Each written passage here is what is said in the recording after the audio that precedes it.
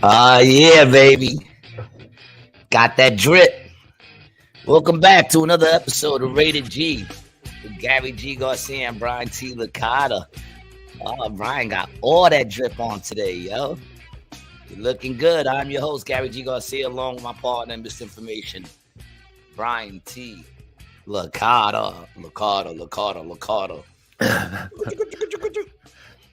Intro. Yeah, man. What's up, baby? It's good to see you. Hey, man, it's good to be here. It's good to be back. It's good to be back in studio, in my little space. I haven't been here in a while. I got the hound dog is here too. Little Bootsy Boo. All right, Boots in the house. So, yeah, dude, we're good. We're rocking and rolling. I'm happy to be home. I'm happy to be in the city of sin, not Las Vegas, San Francisco. It's the city of sin. It was weird, bro.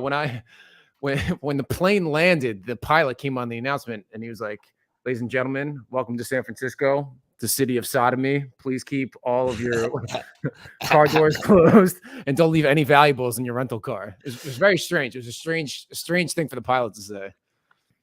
Dude, I'm just glad you're still here.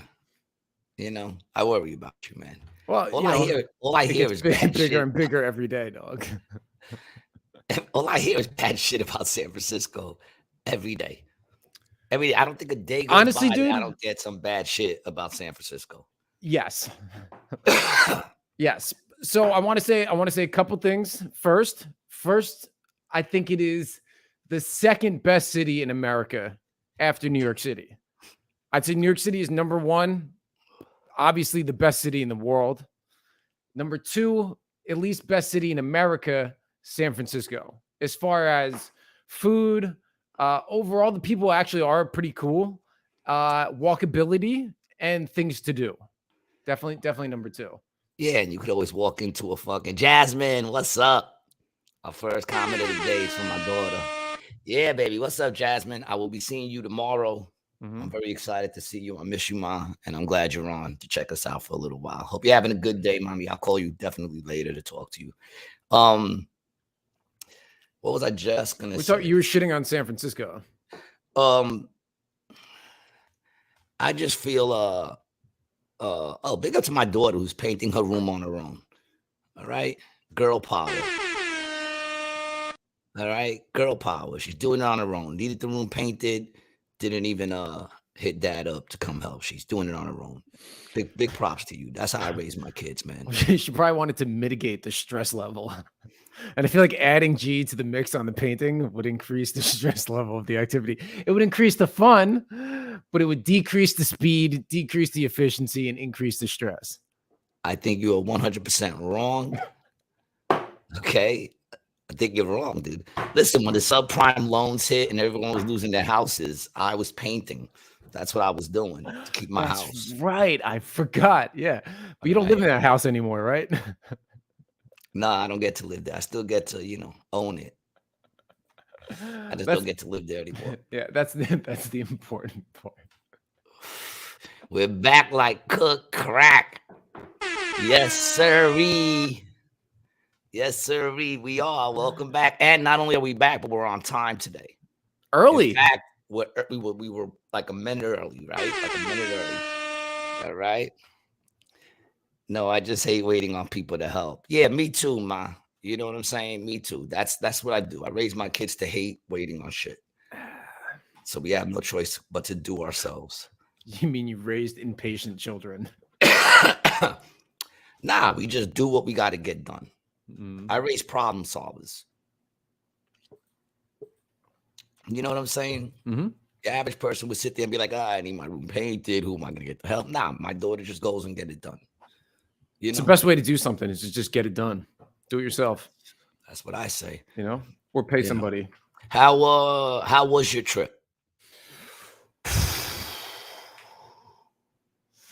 I'm married. We know that, right? We've been stop milking the congratulations. All right, it's been already a month. You're married. You're a month in.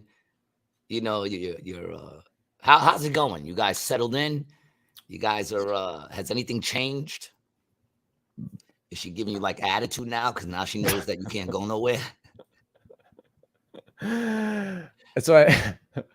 Yeah, I mean, I say marriage is just like dating, just a lot less sex and way less money. Somehow the money's even less, right? King Handle says Brian tried. First of all, what's up, King Handles? Brian tried to illegally immigrate to Canada and failed miserably. Was that what you were trying to do? Is that what you were trying to do? Were you trying to leave us, head to Canada? Yeah. Well, that's what you were asking about the trip. You're asking about the trip to Canada, I assume, not the wedding trip. No, that's not. Yeah, the trip to Canada was dope, dude. I mean, the only downside was I had 6 a.m. flights both ways. So both mornings of the flight, I was flying an international flight that left at 6 a.m. So I had to get up at like 2 to be at the airport by like 3, to check the bag and then go through the extra bullshit of, checking the passports and, whatever. You should start doing those videos because the only place worse than San Francisco right now, I think, might be Canada. As far as what? Everything, man. Everything's coming out of Canada, man. All that garbage that's going on is like they're trying it first at Canada, and if it's dude, there, they bring it Canada, over here. It's weird, bro. So where I was in Ontario, right, and Toronto specifically has gotten massive in the last like 30 years. Like it's really like blown the fuck up, even since the 90s. Like in 1991, 92, like it was a bigger city, but it wasn't as big as it is now. Now there's like. It's like 60% immigrants, and most of them are from, India or I guess West Asia. Ain't that some shit? Because in 92, they wouldn't even let me into Canada. Yeah, dude. In 92, they wouldn't even let me in. Me and my band got banned. I think for life. I'm not sure, but we got banned. They didn't want us in there. I mean, I wouldn't let you in there now, though. Drake, maple syrup, and ginger ale. That's it. Well, they're also very polite. They are. They call it Canada nice, and there's they got out there, man. The whole trans thing is huge out there. Then they got assisted suicide out there. They got commercials for that shit. You know what I'm saying? Like they just want to kill people out there, man. It's just my opinion. These aren't facts. But if you do the research, you'll see, man. They have no problem killing their own. Whoa. They just don't, man. The traveling runner says, "Yeah, peace, my bruds from another mother's." Yo, what's up, traveling runner, man? Good to see you. What up? I'm a little like I don't even know what I feel right now. I'm a little tired. I'm a little edgy. I'm a little aggravated. I lost like 5 Adderalls, man. I'm fucking pissed. Really? I don't know where the hell they eat them or something. I didn't eat. I don't know, man. This is back when. Remember when you came and Mark was here? You gave me a bunch of the blues. Mark gave me 2 things. He gave me some blues and he gave me the oranges. And I don't know what I did with the oranges. And I'm pissed because all the blues are gone now, and I could have used the fucking orange today, man. I woke up. I had to drag my ass out of bed. I've been waking up early this whole week, and early is like 12 o'clock, but right. Mind you, I'm going to bed at like 6:30. You know what I'm saying? Like you got to put it in perspective, man. Well, what are you gonna? Short, I could have used it today, and I just hate losing drugs. I hate it, man. I told you about the mysterious. You know what you need, dude? You need a rated G mug that you can get on briantlicata.com/shop. And if you actually put a drink in here, it'll refill it. Like, say you want more coffee, all you go is, "Hey, coffee, huh?" And then boom. And it's refilled on its own. It's a fresh refillable mug. There's no other mug like it. There's no other mug like it, man. Traveling Runner says, now you can't leave. Chaz Parliamentary from a Bronx town. Now you can't leave. Yeah, man. Best scene in the freaking movie, by the way. You know what he's talking about, Brian? Remember that scene with the biker gang that goes into the bar? Now you just can't leave. That's when he shuts the door, right? He shuts the door and locks it, yo. Yeah. Great fucking scene in the movie. Which, by the way, they've done those scenes in a bunch of movies, and it's always cool. Equalizer 2.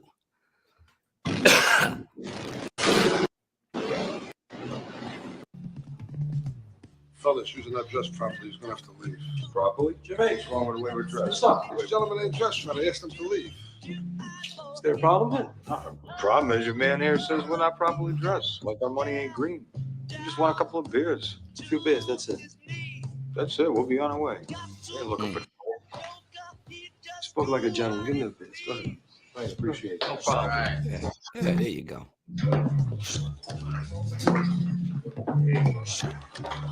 You got some brews down here, nice cold ones. Get some nice cold brews. Come on. Two over here, huh? One more over here. One more. All right, brother. This movie was good. Fucking legend, dude. In the name of the Father, the Son, and the Holy Not the best of them, but definitely good. Ghost. Look at all this shit all right now. Hey! Oh, you again, huh? That wasn't very nice. Now he's got to leave. I'll tell you when the fuck we leave, all right? Get the fuck away from me. Go watch the bites, man. Hey, Yeah. And if I'm correct, this bar, if I'm correct, I think this bar was in my neighborhood.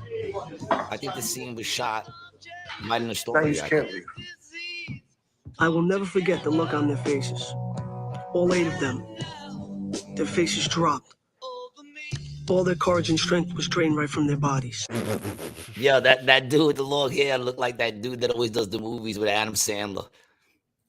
I can't remember his name. The one when they did Parents and he was dating the old lady. Maybe you mistook him for Tic Tacs. I think what happened was I had him in a box, in an empty cigarette box. That's the only thing I could think, and it got tossed out. You're skipping, dog. You're skipping a bunch, man. Traveling Runner, the last one. Lauren says, hi, hello, Lauren. Welcome. Glad you're on. Hello. It says, I can't throw dice while looking at that face. Whose face is that? Or is that part of the movie? Is that a scene in the movie where he says, I can't throw dice while looking at that face? I can't remember. Michelle, welcome back, Mama. Glad you're here. Hello. Okay. Hello.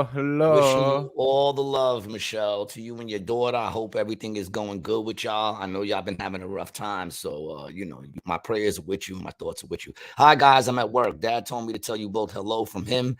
And thanks again for being there for us. Of course. Of course, Mama. I'm just happy that we were able to go. So, we appreciate everything you do, and we appreciate you. Traveling Runner says, maybe you mistook them for Tic Tacs. Oh, yeah. Well, like I said, I think I don't know, dude. I'm just very aggravated. It's right up there with, I've only lost drugs twice in my life. Only. I've misplaced shit, but I always go back to find it, And the only 2 times was out here in Atlantic City. This is the only place you've lost stuff is here in AC? Is in Atlantic City, man. And the other one was the mysterious blunt. I had a blunt in my ear. I went to go brush my teeth. I knocked it out my ear. I felt it hit the back of my neck, heard it hit the floor, looked down, gone. Interesting. Never found it. Never found it. And you see my bathroom, there's nowhere, it's a little bathroom. There's nowhere for it to go. It's not that big. Not that big, yeah.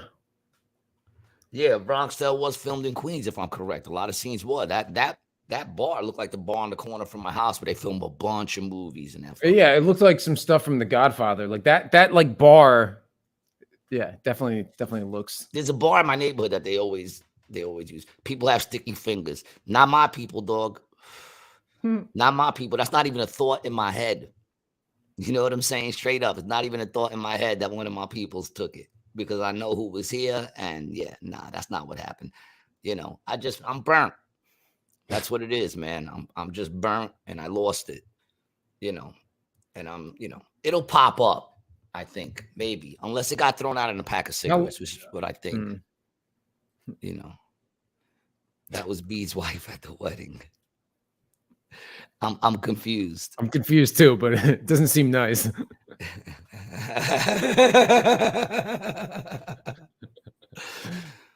Well, if the car doesn't sleep for a month, then you'll know. The cat. Oh, if the cat doesn't sleep for a month, then I'll know. Now, mama does nothing but sleep, so I know it ain't her. You know, and that's another thing. Mama's, you know, like she's a good cat, man. She never fucks with my drugs.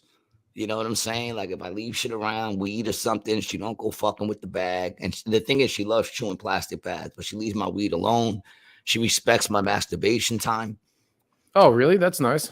Oh yeah. The minute she knows it's about to go down, she just leaves me alone. She comes back afterwards. You know, very respectful. I always loved that about mama. You know, that's good. I'm glad to hear that. Better than my other cat, man. She had no respect whatsoever, man. The other cat would just sit there and watch. Nah, she'd lick my nipples with a rough fucking tongue. I'd be like, ow, ow, ow, ow, ow. Ow, ow. Cut it out. Ow. You know, I'd have to tell her, look, you think that feels good? It doesn't. It doesn't. It doesn't. Stop it with your rough ass tongue. Yeah, they do have rough tongues, don't they? Is that to get like the hair off their body for the cleaning purposes? What's the? Yeah, I think it has something to do with the cleaning thing. You know, it's like a loofah. It's a built-in loofah. Yeah, I think. I don't know. What do I know? If you could turn one of your appendages into a household cleaning device, what would it be? Would it be a loofah? Would you go with the backwasher? I think I would have a vacuum. I would have a vacuum on one arm. Does a drill count? I mean, every home should have one. That's true. Because I have a drill hand. A drill hand? Electric, yeah, because then it has multi-purposes. Yeah. You know, because one is to fix things, obviously, and then the other is to drill someone in the fucking head if they're fucking around. You know. What about for sexual pleasure? You know, you attach a little something to the little. See, look at that. Already we're coming up with new uses. I didn't even think of that, and I'm a little. I mean, upset. I didn't come up with that. I seen it in a video once. So now we know what kind of videos you're watching. Buddha says he would want to vacuum big toe. I feel like he would want a spatula at the end of his wrist. And then a toaster oven on the other side. A spatula actually works out. Imagine getting slapped in the face by a hand that's a spatula. Especially if it's been cooking bacon all morning, you know, it's got a little grease on it and shit. Yo, speaking of slapped in the face, man, what is up with those fucking slap in the face competitions, yo? I mean, this is old news. It's been going on forever, but well, I say forever the same way I say the other day. You know, I say the other day, and it happened like 20 years ago. I say forever, and that means they just started doing it more than like a year ago. It's the opposite. You know, but like, oh, the chicks, holy crap. They didn't even show it, dude. I know, that's weak. That's weak. What a slap. And she's laughing. Why are they laughing? You know, they should do this with like husbands and wives.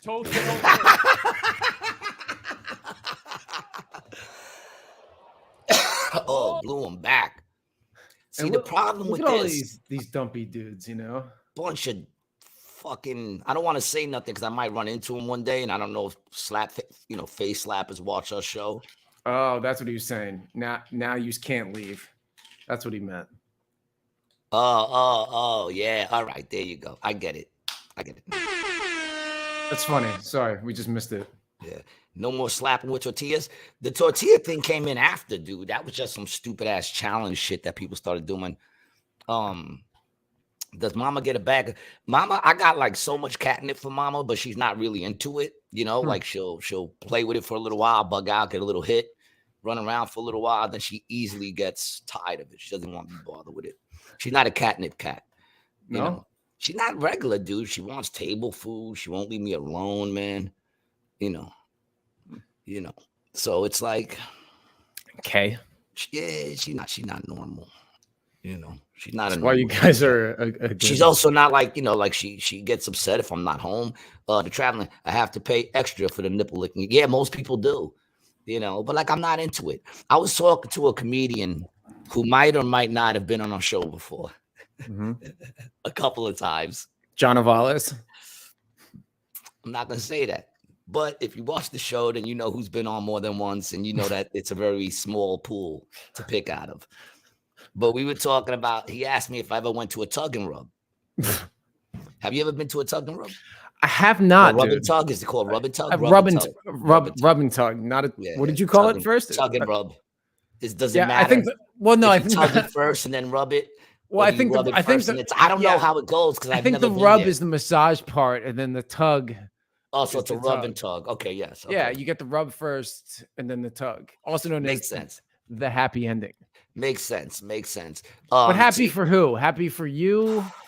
Well, yeah, but are you really happy afterwards, or are you more ashamed? See, that's the thing. I feel even worse than I do when I do it myself. You know what I'm saying? Like I feel like I'd have even more guilt. So he asked me if I ever did it. I'm like, nah, I never did it. And he's like, I did it twice. And he goes, and I'm not gonna lie, dog. You know, it's kind of cool. And I'm like, I just don't think I could do it. You know what I'm saying? Like for me, I just can't sit there and have somebody. You know, like I said, it's one of those things that, you know, why have someone else do it when you could do it yourself? Well, it's paying for it, dude. It's directly paying for it. That's a problem that I have. That's the odd part for me. Well, that's the problem that I have. I don't like paying for sexual things. You know, especially when I have to do, well, you don't really have to do nothing there, but be there, I guess. But it's funny because he said that his boy told I like him how you phrased it. You're like, I don't like paying for it. I'm not saying I won't. I just don't like to do it. Well, right off the bat, that's a no-go. Like, if they were doing it for free, I probably would have tried it. You know, if it was free. Well, then, dude, because that's really the thing, right? If it's free, then it's what? Consensual? Is that what it is? Well, I think it's always kind of, well, I don't know. I mean, they're still shipped here from another country against their will, held against their will. So I don't know. And that's another thing, too, like knowing what's going on there. Because there's no one there that wants to be there. No one's like, you know, I'm going to make a living rubbing on dinglings. You don't think so? You know what I'm saying? I don't. You don't think there's one, dude? You don't think there's one? More women. I don't think there's. You don't think there's one, dude? Nah, I mean, I think with the selection of the selection of things they could do, strip, prostitute, like straight up prostitution, which probably pays a little more. I think wash women clothes. I think there's some women who go, you know, I think there's more women that say when I grow up I want to be a stripper than when I grow up I want to tug on dicks. No, dude, you're way off, bro. Way off. Well, I guess it's the country, right? Because if you're out there and you're coming here, maybe that's what you're looking to do when you're out there. You're like, I'm gonna find me a good yeah, I'm going to Nevada. Trafficker. I'm going to get me a good trafficker, get out to New York and live the dream of tugging pepes. Tugging and rubbing for $6 an hour. Rubbing and tugging for $6. So, but here's the thing. He tells me, you know, so you get like a 30-minute massage, he said, and it feels good.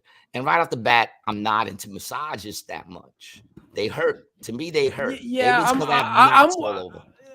And it's because we're thin, dude. We don't have a lot of fat like these fatty fats have for the massages. Like the way you know, most it's like of those right people on bone. who look that go there. Yeah. Right. Who need the massage, right? Yeah. So right off the bat, because you know, massage is Swedish for fat circulation. That's what it means. Yeah. It comes from the Latin word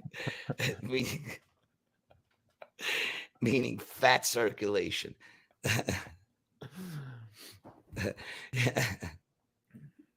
King Handler says they like it. At least that's what she told me. They don't, man. They have to say that. It's the only words they probably know in English.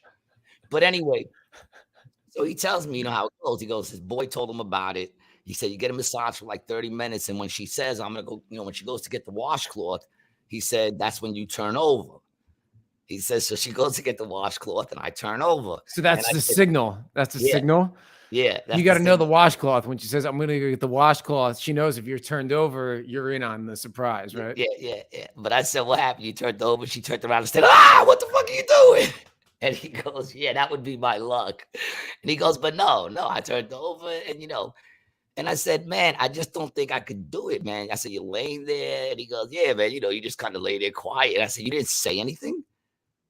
And he goes, no. I said, you lay there completely quiet. He says, yeah. What am I going to say? I said, I don't know, but I would have to say something. I can't just sit there and not say nothing. You're doing a very good job. That feels right there. That feels good. That's satisfying. Satisfactory. Well, I ain't going to lie. I'm a talker. I don't know about you. Are you a quiet when you have sex? You quiet? You just sit there, just a grunter.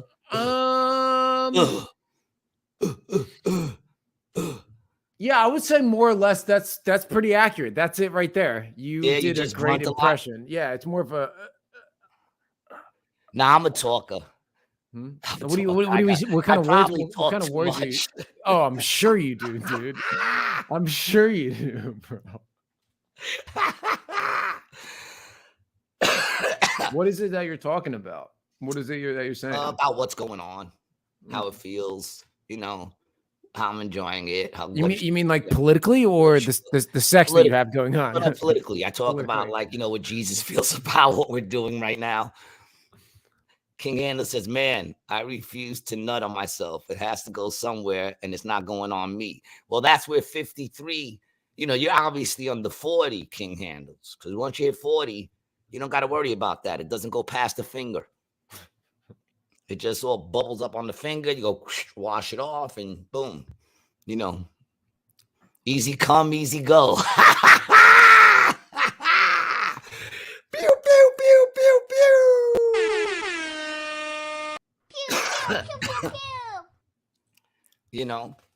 So then he says, he's telling me how he just does, he doesn't say anything and then he just finished. And I said, you didn't even say thank you. And he's like, no. And I'm like, you didn't even say thank you?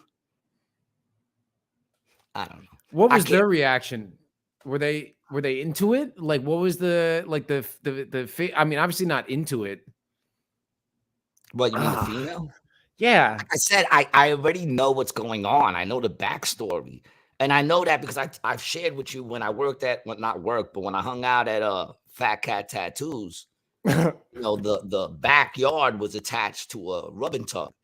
Oh, that's so the girls would go back there and they would just smoke cigarettes, but none of them would talk to us ever.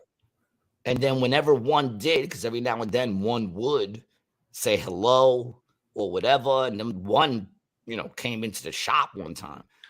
But it didn't matter what they did. The minute they actually spoke to us or even smiled, we never saw them again. Well, they just went to another one cross town. Of course. Yeah. I don't think they killed them. They went to the Flatbush Avenue location. Do girls go for rub and rubs? No, dude. No, they go shopping together is what they do. That's what happens. I just don't think. I think that's what they do. I think they would want to do that even less. Like if you went in there as a chick and was like, yo, I want to do a rub and rub. They're like, no, it take too long. It hurt my wrist. I got carpal tunnel. It hurt too much. Drill not working today.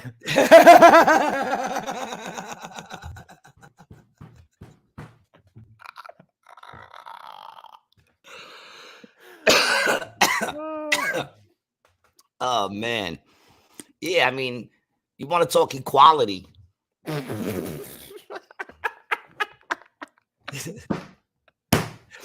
just wondering why more chicks ain't going to I'm just wondering why more chicks ain't going for rub and rubs. I wonder if there's any chick ever even attempted it. Come on and talk about equality. What? I wonder if there's a chick out there. Such a ridiculous thing for you to say. When do I say anything that's not ridiculous, man? And I'm not, listen, if you want to know how smart I am, just read the comments on any of our clips. We know.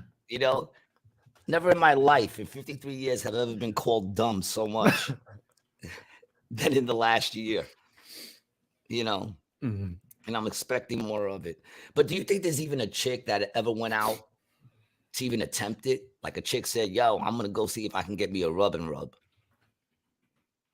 You got to have them, dude. I'm looking. I mean, I just feel like that would be fair, no? I feel like women deserve to go someplace where they don't have to fucking pick up a dude and they could just have some, a little rubbing action. Yeah, so Reddit says, what is the female equivalent of a rub and tug? A whoosh and sploosh. Well, they're just coming up with names. Slip and slide. It's a rub and rub. Buffin the muffin.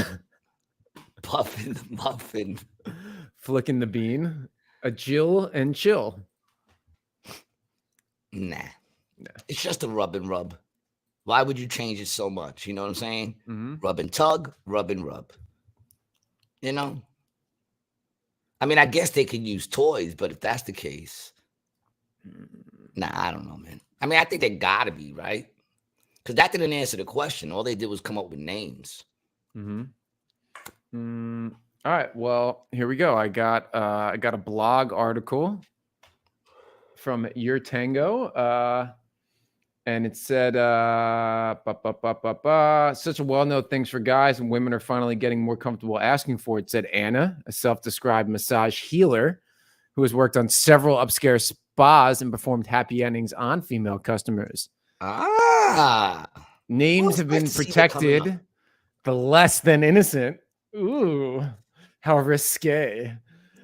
Women are finally getting comfortable with the idea that it's okay to feel erotic in what's already a really erotic setting. The bottom line, women like massages and women like orgasms. So why shouldn't the two sometimes literally come hand in hand? But oh, here we go. Here we go. Logistics can get complicated with men. Hold on. Is the setting? I mean, I've never been there. I'm guessing you have at least once. Is the setting erotic? Is that erotic? I don't know. I never even walked in. I don't feel like it's an erotic thing. I feel like it's a slimy kind of setting. It depends. Well, what there's the. I feel like it looks like the same kind of situation if you're going to get your palm read. Well, dude, there's the Ford Taurus. There's the Ford Taurus, and then there's a Bentley. You know, so there's nice spas and not nice spas. You know, so it depends on how nice of a place it is. I mean, you know, I'm imagining, you know, some place that has the Happy Family dinner special and some General Tso's. Because and then a little kid frying on the walk, and then they say massage upstairs. I guess yeah. See, but I was kind of picturing like a bulletproof window. You know what I'm saying? I was picturing you walk in, they're taking orders on the phone. You know, at the same time. You got the glass door, the one-way glass door that you put the money in, you shut it, then they open it from the other side and take the money. I'm picturing a lot of like fucking Oriental rugs. You know, you can't say that, dude. Oriental rugs? No, you can say Oriental rugs. That's dude, it's Chinaman rugs, dude. It's Chinaman rug is called Oriental. It's no, it's not, rug. dude. It's a Look it up, man. I'm not going out like that. I'm not getting fucking canceled on Oriental. Oriental's not going to cancel me, okay? If Downey didn't get me canceled yet, Oriental's not going to be the one that does it. Look that shit up. Oriental rug. That's what they call them. I saw an Oriental fucking restaurant, and I said, that's what I said. It said Oriental restaurant, and I went, can you say that? Hold on. You're going too quick. I didn't even read his last one, man. All right. Nah, dog, I'm over 40 and still hitting the bullseye on the dartboard across the room. Good for you, traveling runner. What are you eating, man? Is it vegetables? Because I don't eat those. Is it vegetables? I think for me, it was once I got the vasectomy, I think it cut down on my distance. Oh. I think the vasectomy cut a little bit on my distance, and I don't think it did anything physically. I think it's more of a mentally. I think it's more of a mentally thing where it just knows, you know, I don't have to shoot that far. Ain't nothing going nowhere. You know what I'm saying? So it just psychosomatic. It's like a bungee. It's like a dude jumping on a bungee cord straight down. It used to be like a rocket, like a dude getting shot out of a rocket. Now it's more like a dude jumping off a bridge on a bungee cord. I'm sure my daughter needed to hear that information if she's still watching. Sorry, Jasmine. Fake. You can probably charge more, charge by time, and watch the profit roll in. That's what I'm saying. I'm thinking it just takes too long. What about those rich sugar mamas? I think they're paying for dudes, like just for a dude to come to the crib. And I mean, maybe not though, dude. I mean, that is presumptuous of you. You know, who knows how to operate the equipment better than someone who owns the equipment? You know, true. So I want to get back to this, you know, this Chinese conversation we have. Oh, the Oriental. So this is from the LA Times. The term Oriental is outdated, but is it racist? Hold on a second. That's not what I said. What I said was, because I know the term Oriental, you can't call people Oriental, but just put in Oriental rugs. Oriental rugs, not the word Oriental. I'm talking I mean, about. what do you want me to write? Oriental Just write rugs, in what? Oriental rug.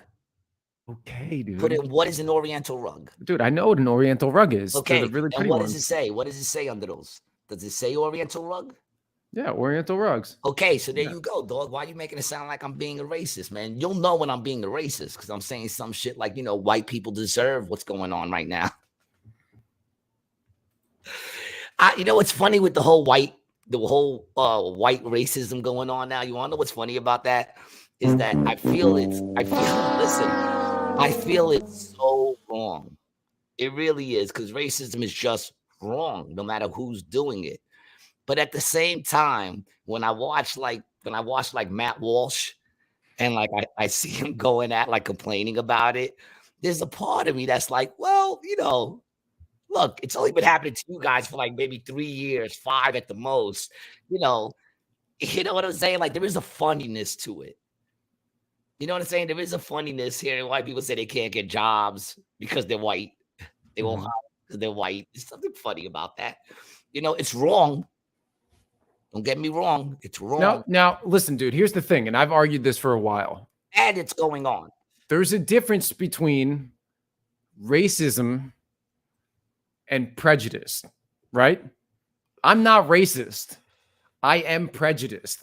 Me being racist is deciding something or not liking you based on your skin color, right? However, I don't do that. I don't dislike you purely because of the color of your skin. Not at all. But prejudice is making preconceived ideas about the person because of what they look like. Now, and I'll do an example of this, right? You put 10 kids, 10 6-year-old kids out on a basketball court. 9 of them are white. You got 1 black kid, right? You make 2 white kids the captain. Who's getting picked first on the team? That's prejudice, my friend. That's what prejudice is. You remember The Office when they played basketball and right away Michael grabs what was the fat black Craig name? Craig Robinson? Isn't that Craig Robinson? What was his name on the show though? I don't remember his name. What was his name again? Either way, he grabs him and he goes, "Of course." And he goes, "Of course." What does that mean? Daryl. No, not Daryl. The other dude, the one, the heavy set, the real big one, the one that was always lazy and didn't want to do work. He grabbed him, first person he picked, and then they showed the dude he can't play basketball at all. He's dribbling like all the way in front of him. And Mike's like, "What? What's going on? Get out. No way." Oh, Stanley. He picked Stanley. He goes, "Stanley, of course." And he goes, "Of course." What do you mean, of course?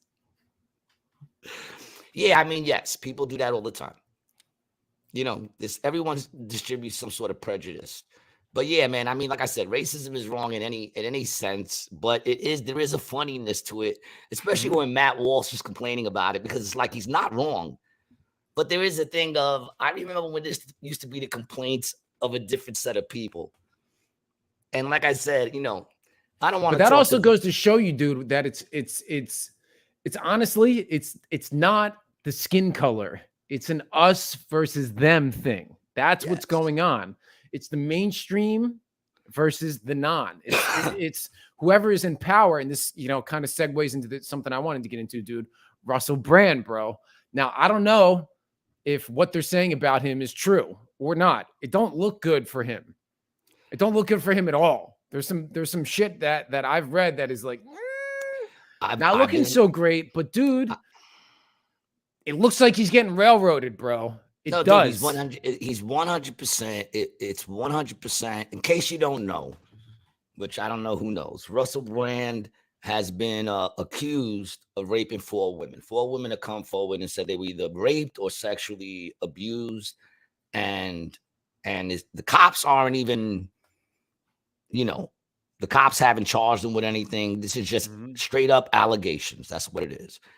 And it goes back from 10 to 15 years. Right. Now, once again, like no, we don't know. 06, was when he was pretty fit, when he was at his height, really. And he's written books about that time. He admits that he was very promiscuous and all this and that. And he was on drugs. Yeah. He was on drugs. And drugs make you do crazy things sometimes. Out of all 4 of them, there's supposedly one that well, before we go into this, let's go to some comments real quick because we don't want to get behind where we don't even know what they're talking about. Yep. So we got the traveling runner. He says, I was thinking the back of a nail salon.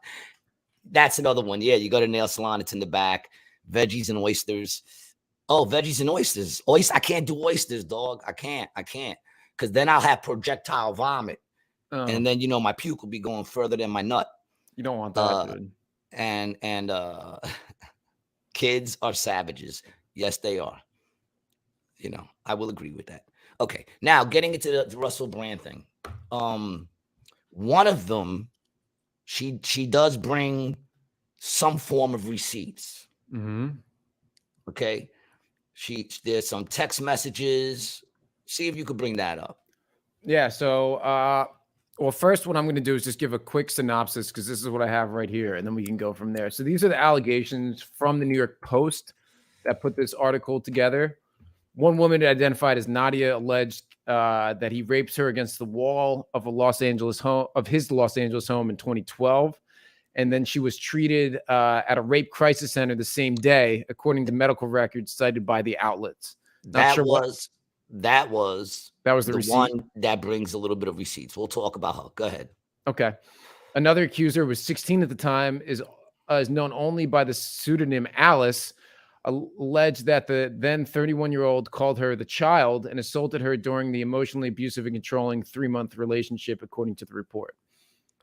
Now, I want to say that I think African Child was the name of the album that he had in that Get Him to the Greek movie, which I noticed that because he's calling her the child, African Child. That was in one of his movies. I don't know if there's any significance, but well, we don't know what she is, right? We don't know if she's white or black.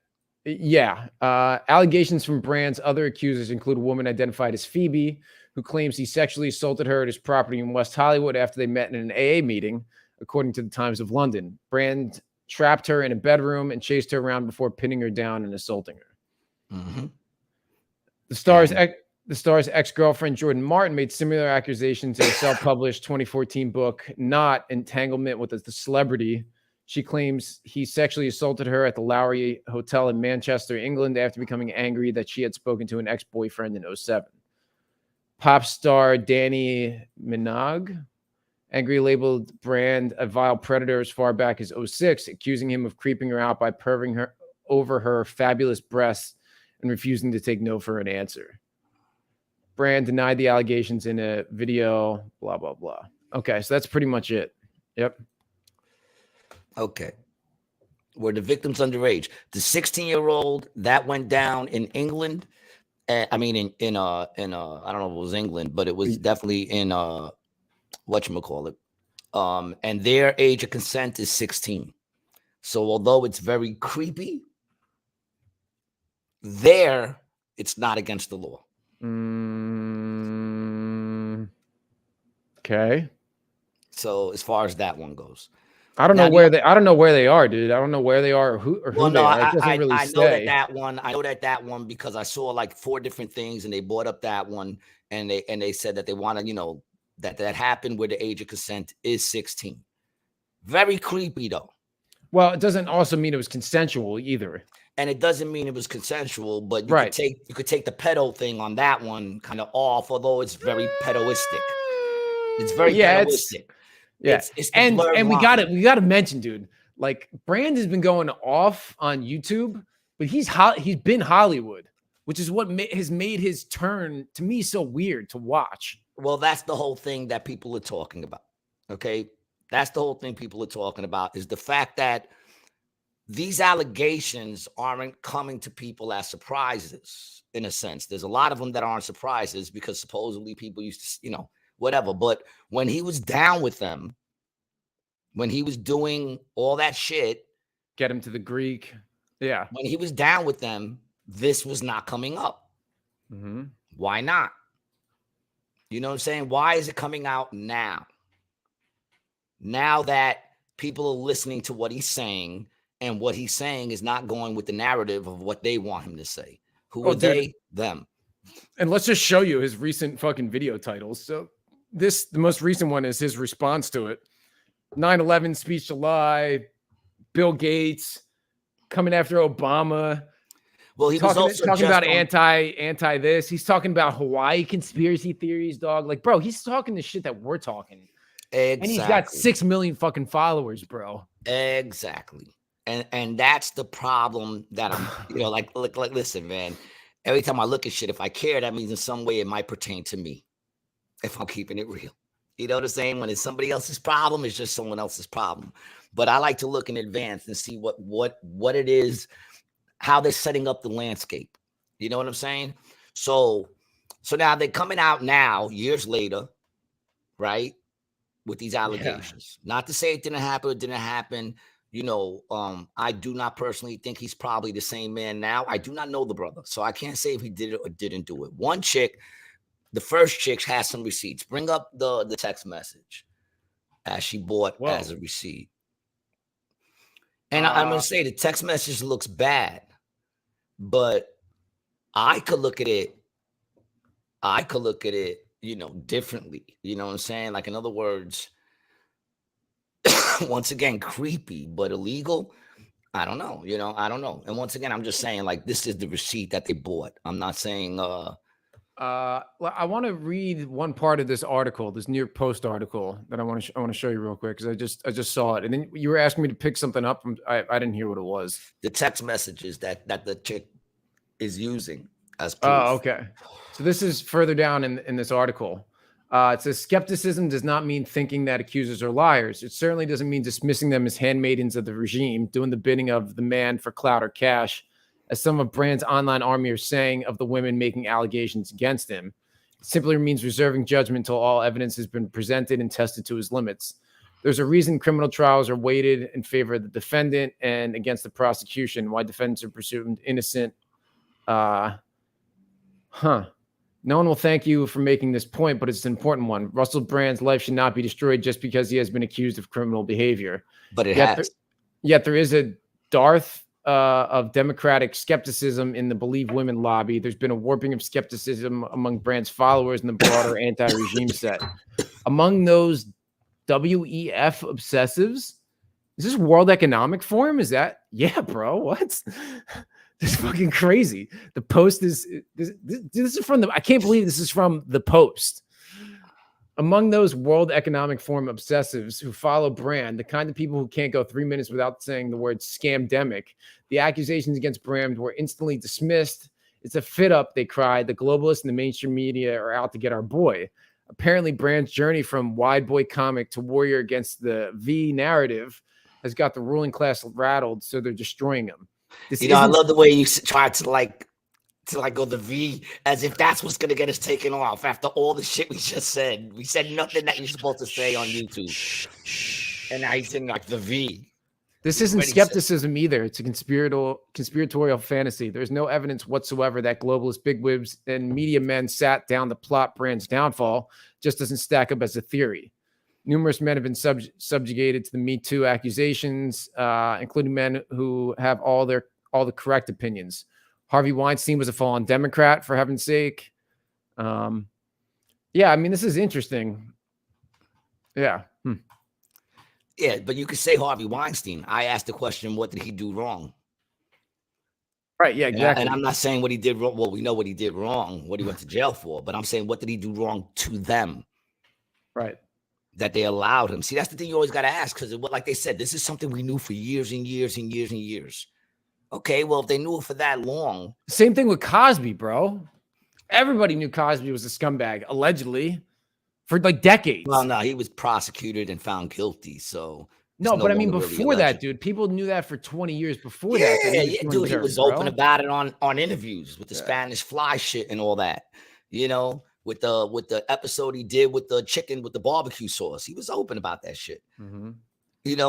But you gotta ask the question, like, because you gotta think they knew this shit before. They didn't say nothing. So why weren't they saying nothing before? Well, before he was doing what they wanted him to do. He was having crazy sex. He was taking drugs. He was open about it.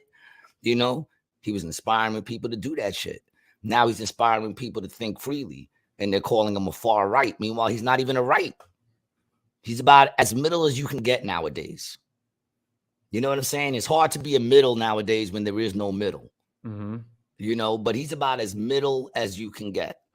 But he was just on Bill Maher, Who? and on that show, Russell? Russell, and on that show, he was talking about, you know, the whole Hawaii thing and all those things, and how, like, you know, he was talking about how, like, when you have a system that benefits from disasters, then there's gonna be a problem. You know what I'm saying?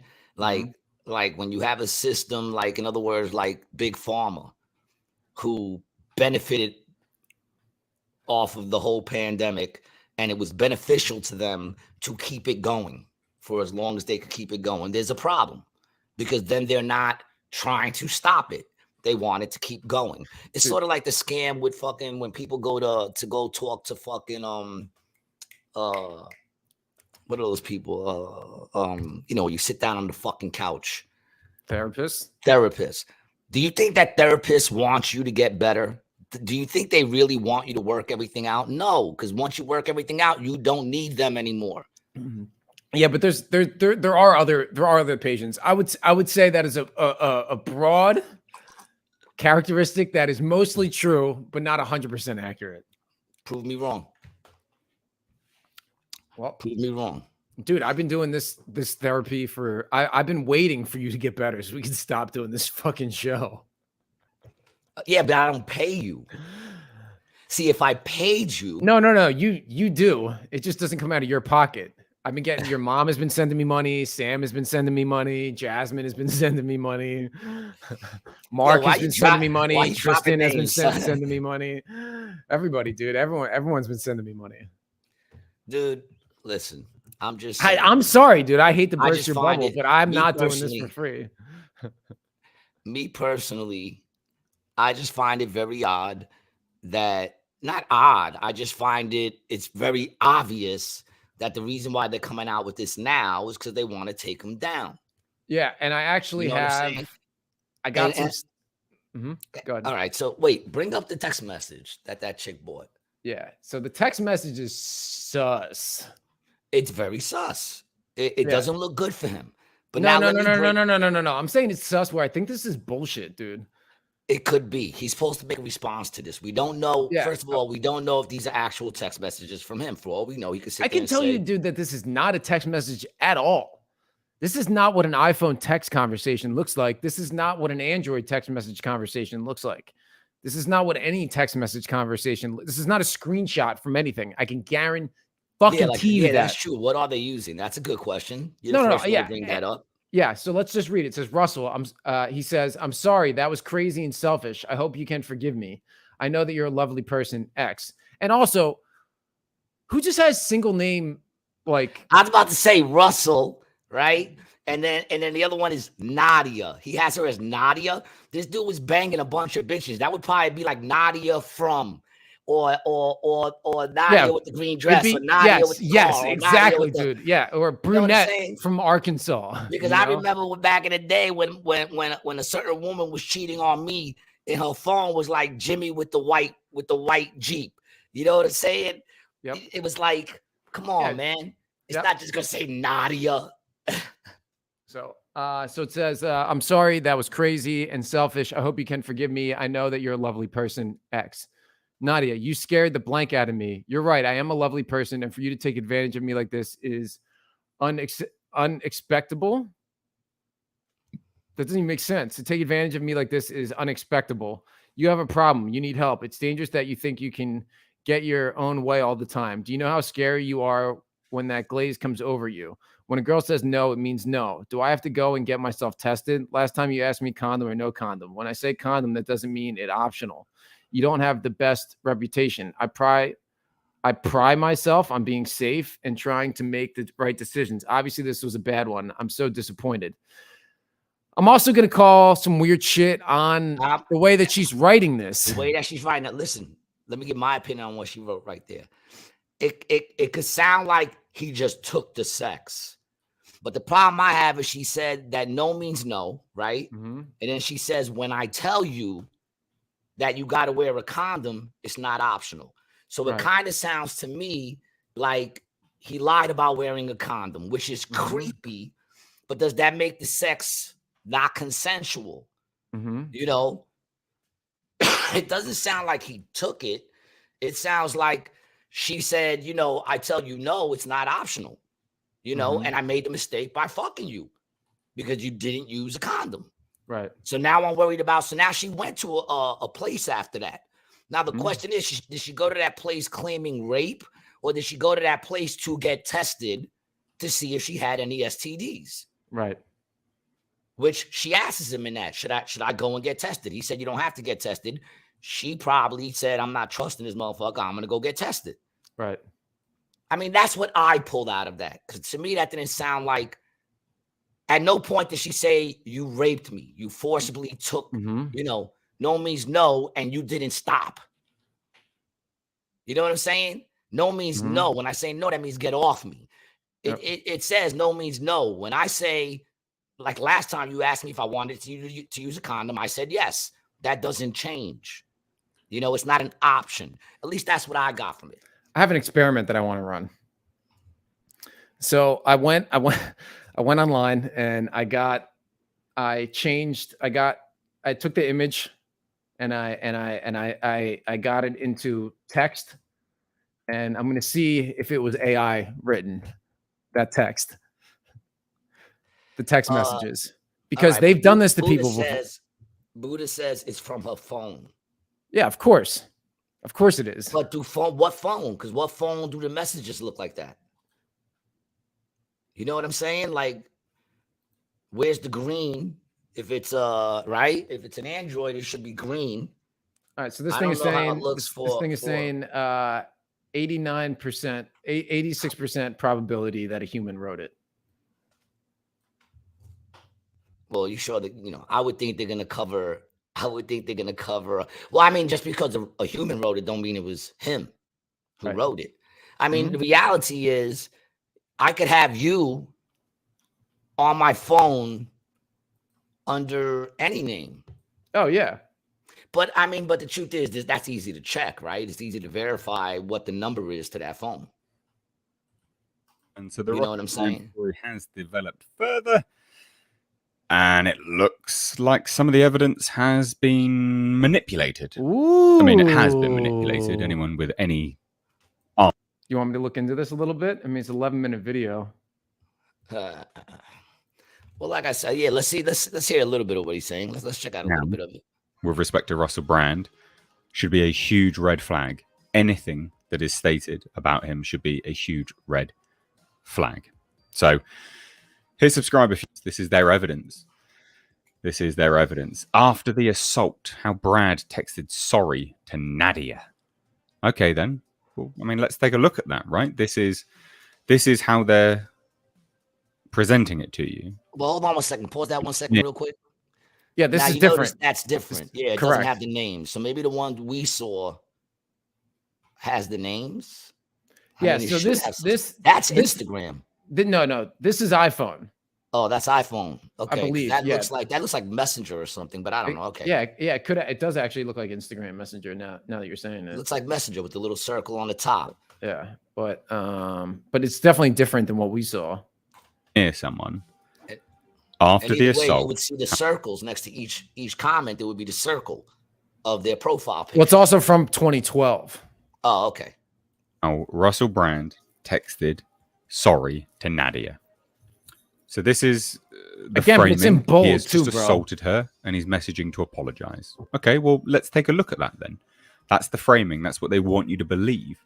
So let's literally take a look. You know, let's take a look at what's clearly been edited and changed. So this first message here, that's in bold. Well, they could have did that on the article. Changed, pretty straight on the narrow. It all looks okay. All right, I'm done with that. But no, I want to hear what he said about what was changed a little bit. You don't want to, that's it. You said let's look into it. He doesn't even begin to drop anything, and you're like, that's enough. For this message that you will instantly see, ladies and gents. I think the first part is fakery, and I'm saying that because it's in bold. Like, you see this font, how it's thick. It's that thick black. That's not what the font looks like on any sort of phone. You're never going to get a bold But font. that could also have been done just in the newspaper, printing that out bold so that it draws your attention when you read it and Exactly. it stands out more. Yes. But that could be just on the paper. We're talking more, is this a legitimate email? That's what I'm saying, dude. But if they But did it's that saying on the this paper, image is doctored. yeah, well, the image probably a little doctored.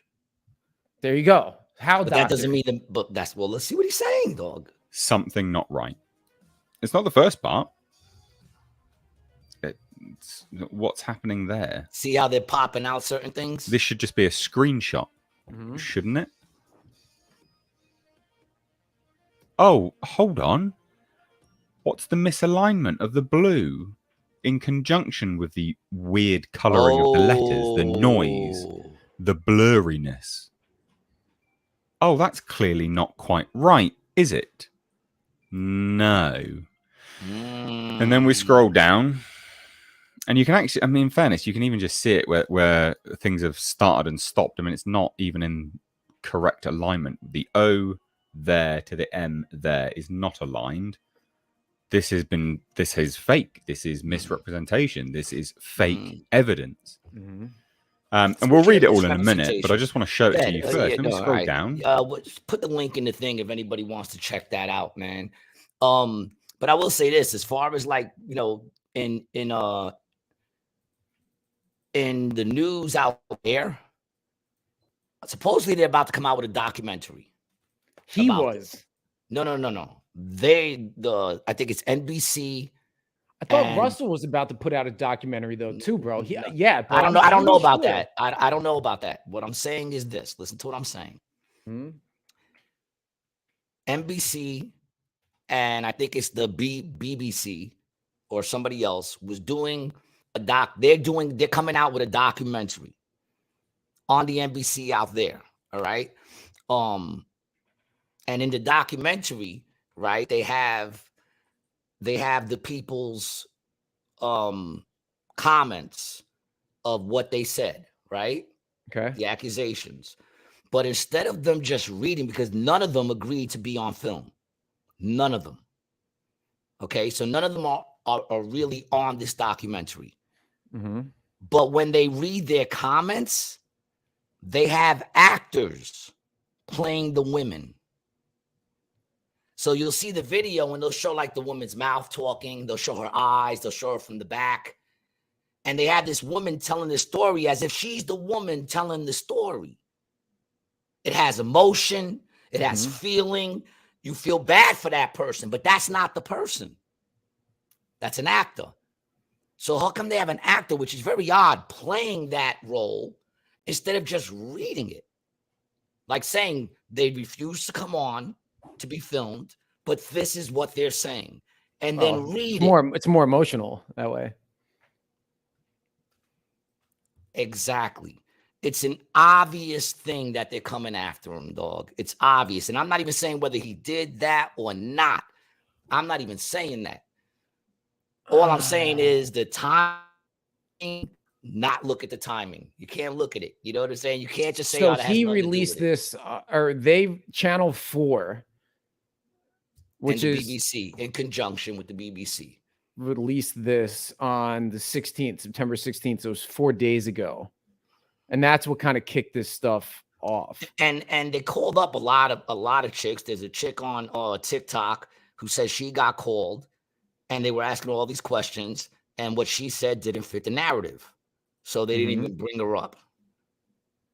You know, and supposedly there's a bunch of women who they called up who were like, nah, you know, he wouldn't do that. And they're not on it. So they're not giving both sides of the story, which if you're doing a documentary, you should give both sides of the story. Well, they don't do that anymore. Yeah. Because documentaries have now, you know, mainly. You want to watch what Russell Brand said? Of course we should show what Russell Brand said, dog. You got to let him off. But here's the problem is that his career has basically already been hit up hard because he got demonetized. His whole channel's demonetized on YouTube. We're going to talk about that too. And we'll talk about what that means too. But what I'm saying is the more, and let me tell you something. I've been accused of shit, right? I've been accused of shit that I did not do. Nothing like rape or nothing like that. I was accused of cheating, right? And at that time, I didn't do it, you know. But what I learned from that is that the more you say I didn't do it, the guiltier you look. The more you're like, please believe me, the guiltier you look. Yep. So it's like, and if you don't address it, you look guilty. It's a no-win situation. All you got to do is make the accusation. You know what I'm saying? Yeah, it's the court of public opinion. And now he's in a position where he has to prove himself innocent, which isn't the way it's supposed to work. You know what I'm saying? Both cases are very hard to prove on either side. You're talking over 10 years ago. You know? You're talking over 10 years ago. And now he's been demonetized, right? Because of the accusation. I know, dude. Innocent until proven guilty. No mas. Not on YouTube. Dude, not anywhere anymore, bro. He's lost way more than just his dude. YouTube He got shit. dropped by his publicist. He got dropped by his all the companies that work with him are dropped over accusations. So the bar is being set. All they got to do is make an accusation. He hasn't even been charged. He hasn't even been, you know, there's nothing going on legally. This is just between these women and the media. You know what I'm saying? And I was watching Candace Owens. Yeah, there's no legal charges being brought up against him right now, are there? Is he under investigation by the police? I don't know if he's under investigation, but there's no charges on him at all. At all. He hasn't been brought in for questioning, nothing. You know what I'm saying? Put up his response to this, and then we'll talk about the monetization thing. And while you play his response, I'm gonna use the bathroom. Wonders. Now, this isn't the usual type of video we make on this channel where we critique, attack, and undermine the news in all its corruption, because in this story, I am the news. I've received two extremely disturbing letters, or a letter and an email, one from a mainstream media TV company, one from a newspaper, listing a litany of extremely egregious and aggressive attacks, as well as some pretty stupid stuff like my community festival should be stopped, that I shouldn't be able to attack mainstream media narratives on this channel. But amidst this litany of astonishing, rather baroque attacks are some very serious allegations that I absolutely refute. These allegations pertain to the time when I was working in the mainstream, when I was in the newspapers all the time, when I was in the movies. And as I've written about extensively in my books, I was very, very promiscuous. Now, during that time of promiscuity, the relationships I had were absolutely always consensual. I was always transparent about that then, almost too transparent. And I'm being transparent about it now as well. And to see that transparency metastasized into something criminal that I absolutely deny makes me question, is there another agenda at play?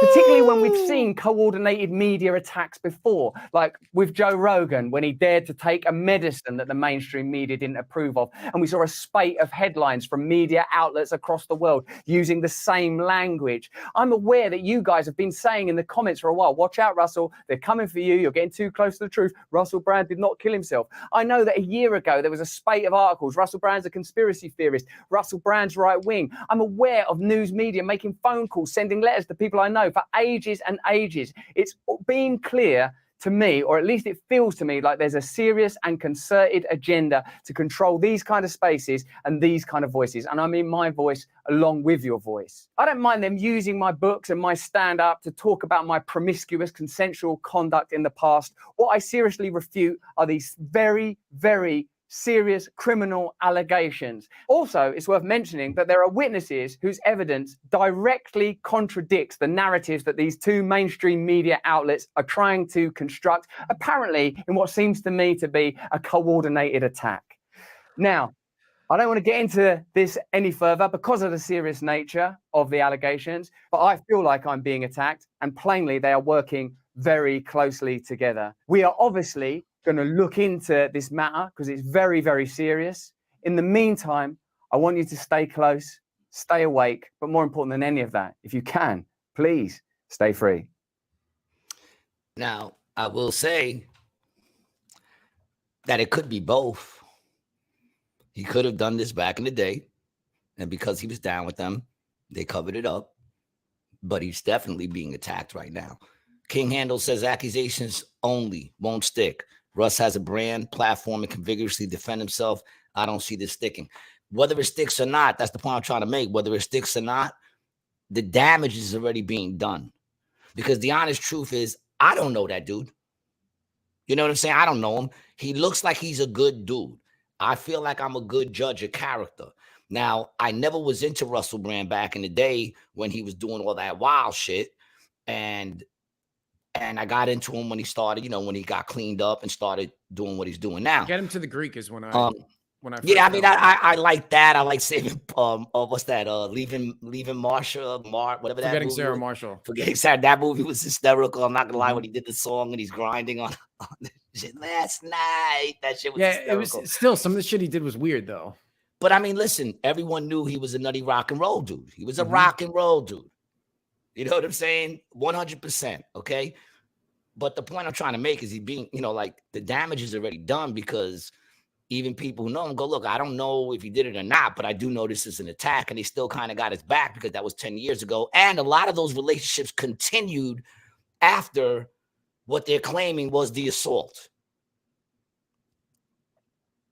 I mean, you could throw in, abuse that women, who are in abusive relationships. Yeah, bro, it's hard because I know a couple women who are in abusive relationships that they aren't out of. It's weird to watch, dude. It's weird. It's weird to fucking see, bro. It's sick. But I think it's safe to say that those relationships aren't really the same, because it wasn't like no one's claiming he tried to control these women and keep them and not let them leave or do their own thing. Any one of them could have just been like, you did that. Because also on that one, what are you saying? They're like one and done incidences? You're saying? No. They stayed with him afterwards. But what I'm saying is, if it was an assault, why didn't they just stop seeing him? Because he sends that text. Yeah. Hold on. Let me finish. Okay. Yeah. He sends that text messages, the message they're showing us. And then they claim that at the end, he says, I'll make this up to you. I promise, whatever, right? And then she doesn't answer back. And then several weeks later, he responds, are you going to ever forgive me? So there's no threats as to like, if you say anything, there's no threats. There's nothing on there saying that you're going to keep seeing me. In fact, it's all like, I apologize or whatever. And like I said, I don't know what he did. I'm not trying to say that she's lying. I don't know. I don't know the chick either. So I'm not saying she's lying. It could very well be the truth. The dude was strung out on drugs, man. So at that time, that could have been the truth. But the accusations alone are enough. And how do we know it's enough? He's already demonetized just for the accusation. You know what I'm saying? It's insane. And I was watching Candace Owens. I started to say this before. She made the point how there's people who have done time in jail and have gotten out and are on YouTube and they're monetized. You know what I'm saying? She says Sammy the Bull has a page. He has a channel. Sammy the Bull killed mad people, admittedly, and hired people to murder people. Admittedly, you know what I'm saying? And yet he's monetized. So what is the message they're sending here? The message they're sending is, if you want to take these people out, you want to shut them up, you want to keep them quiet, make someone make an accusation. You know what's interesting, bro? I've been trying to find. And I'm saying, I don't know if he did it or not, but what I do know is this is an accusation. The cops have not arrested him. He has not been brought in for questioning. There are no charges on him.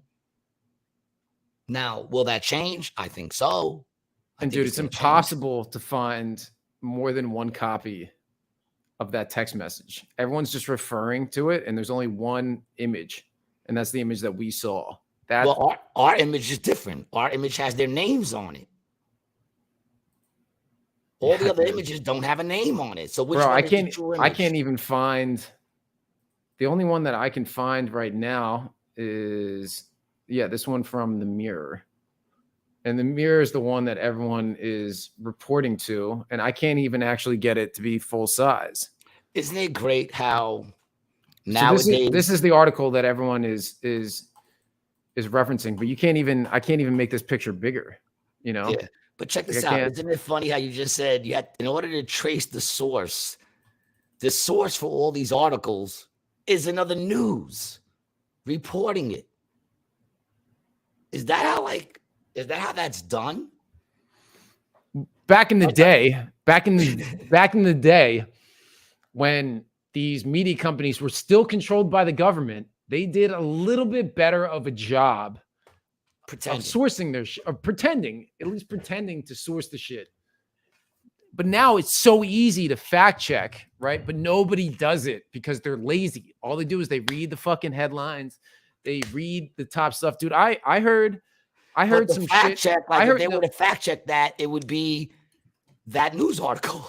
I heard something the other day, bro. I was listening to Rogan. It was either Dave Smith or Luis Gomez, two of the Legion of Skanks guys, and they were like, back in the day, if you wanted to have an argument about something, you needed to be able to read books.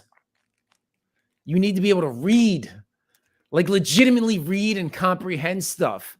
You had to read the newspaper. You had to go out and look for information. But now every dumb fuck who just gets the newspaper on their phone and gets notifications. Oh, Russell Brand. Oh, this happened. Oh, Hawaii fired. Blah, blah, blah, blah, blah. They don't read anything, but now they think they're experts because they're sort of informed about what's going on. And honestly, bro, it's us. Moms. Huh? Your mom? Just described my mother. Dude, I describe 90% of the people I fucking know, my mother's dude. coming at me now, like with all this information. I'm like, Ma, you're at the beginning when I first started getting into this stuff.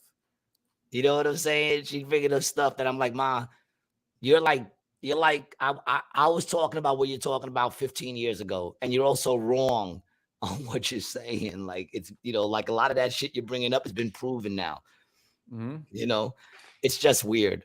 King Handel says, man, it's hard to prove a negative. Prove to me you didn't smoke a cigarette. The burden of proof is on the accuser. See, that's the thing. That's the way it's supposed to be. The burden of proof used to be you had to prove him guilty. But in this situation, that is not what it is. He has to prove he didn't do it. Now let's talk about this, bro. Has it ever been any different? No. It hasn't. Not now in the age of the internet, and not before in the age of the newspaper and in the age of the town square. It's never been. It's never been any different. That's human nature. That's what it is. And what, they do is they prey on this, on how humans think and act. It's pretty simple, dude. We think we're smart, but we're very easily manipulated. Yeah. And honestly, the most important thing to most people is to be accepted by their peers, right? And if you can play on that fact, you can control people very easily. And it's Look crazy at what just happened. They don't change anything. Like they're doing the same shit they always do. Even just kind of going back for a second to like when we were talking about how like they're racist against white people, right? It's hysterical because Matt Walsh was talking about how like when you read the article of supposedly there was this video that went viral of these two kids in a car and they ran over an old dude for no reason and filmed it and then posted it. I don't want to show the video. You will probably be able to find it. Yeah. It's straight up a snuff film. It's they got charged with murder. Yeah. They got charged with murder. In Vegas. Okay. Now, can you read the article?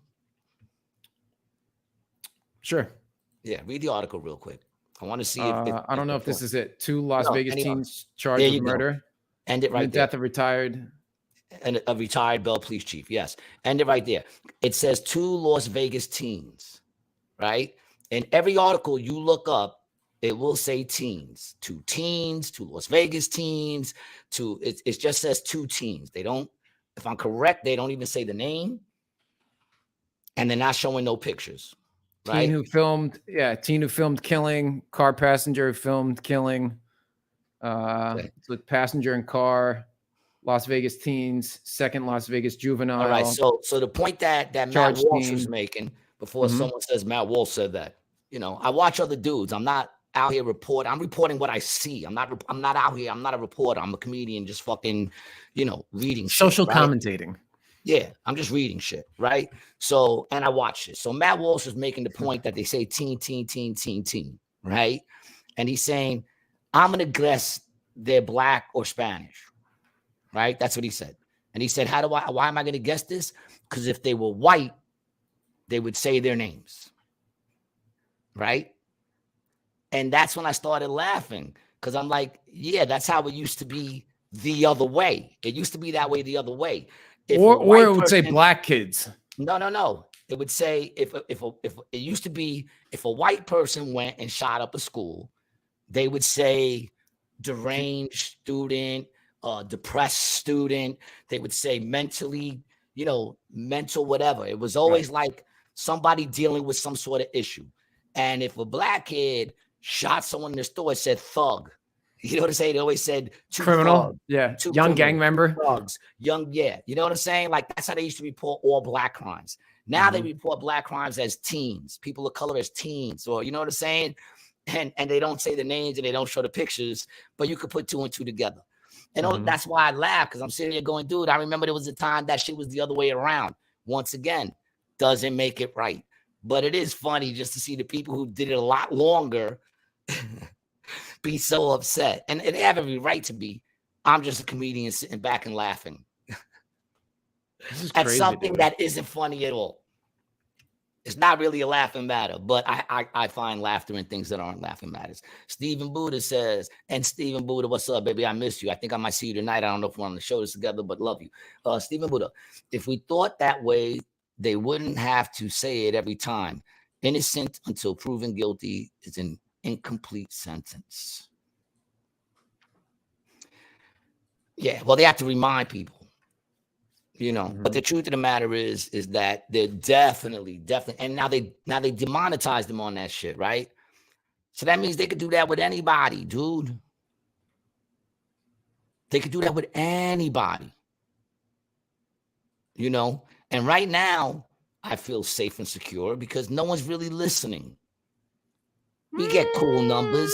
We get cool numbers, especially on Rumble. Big up to Rumble. We get enough numbers that we're like, fuck it. We got a couple of people listening. We're cool. We're having a fun time, right? But let us start getting mad people. Let people start listening, Brian. Know what we're getting into. And we're motherfuckers just talking shit. That's all we're doing. We're just talking shit. Neither you or myself claim to know anything. We're just having conversations. That's what this is. We just have conversations. You know what I'm saying? I'm not out there trying to get people to understand or persuade anybody in any way. We're just talking. But because we're talking of things that don't fit the narrative, best believe we start getting followers. We start hitting those million views, not even 100-something thousand views or whatever. They're going to start to take notice. And this is the thing you're walking into. The same way I got into comedy knowing it was going to be a lonely road. You know what I'm saying? Because I'm not dumb. I've watched other comedians. And I walk this lonely road, the only boulevard that I've ever known. At least know the lyrics, you fucking. You know what? What's interesting, dude? I'm horrible, absolutely horrible at singing in tune, knowing the lyrics to a song, and then if I even know the lyrics, having any idea what they actually mean. And it's funny because I am into film and I'm into production, but dude, I read a book, have no idea what the message is. Just dense. Just dense. You're just reading words. I don't know what that is. Is that dyslexia? Is it retardation? Stupid. Whoa. Can we still say people who can't read are illiterate? Whoa. Are we allowed to say that? Is illiterate still a word? King Handel says all depends on what platform, system, industry you're in and who controls it. The problem is that when it comes to the media and music, those industries, are hard to go on your own. But look, you could do it on your own. That's what me and Brian are doing. Yeah, and I think what we do, bro, is really and when you do it on your own, you get the numbers me and Brian are doing. You know what I'm saying? Like it's a much more harder, it's a harder struggle. That's why for us, we don't give a fuck. That's our biggest thing, is that we don't give a fuck. We Mhm. both, he's in San Francisco, I'm in Atlantic City. It's not like we got a lot of friends. We look forward to talking to each other. You know what I'm saying? We look forward to hanging out and having conversations, because what else am I going to do right now? I'd either be in bed or walking alone by myself or going somewhere to eat. You know what I'm saying? So we're in a position where, you know, we're doing it on our own, you know, and that's the reason why motherfuckers don't really know who I am, because I've always been in that position. You know, I've been in the position where industry has offered me their hand, but I don't want to go through the industry, because when the industry creates your following, the industry can take it away. Yep. You know, and that's where they're kind of fucking up on Russell Brand, because they created him, you know, so in their mind, they can take the people who follow him. What they don't realize is that the people who are following him now are not the people. Some of them might be, but the majority are not the people who they created for him to be famous. It was that fame that they started seeing him. Even myself, I said, I know who this dude is. Let me see what he's kicking. And then I saw where he was coming from. I started watching him. Yeah, look at these comments, dude. This is from his video. It says, honestly, dude, it's surprising that it's taken them this long to try and shut you down. For me and many people who follow your content, it's just a sign you're on the right track. This happens to people who step out of line, no matter how rich or famous. No, this happens because we continue to do nothing about it. We essentially allow this to happen. Hit him with everything you got. Truth always prevails. People with brains see right through this. I mean, it's all pro him, dude. That's what I'm saying. Like all of it, dude. You know, that's what I'm saying. That's why if in fact we start to get, you know, a lot of ears listening, those ears are going to be our ears that we got. The industry didn't get them for us, so the industry can't take them from us. You understand where I'm coming from? Yeah, dude. No, you're right. And honestly, man, it's funny. When we first started working together, I would say more naive or new or green to all of this stuff. And you always had a strong conviction about how you operate that I always didn't necessarily understand, but always respected. And the longer we've worked together, the more and more I get it, you know? And now it's to a point where it's like, dude, I feel the same way.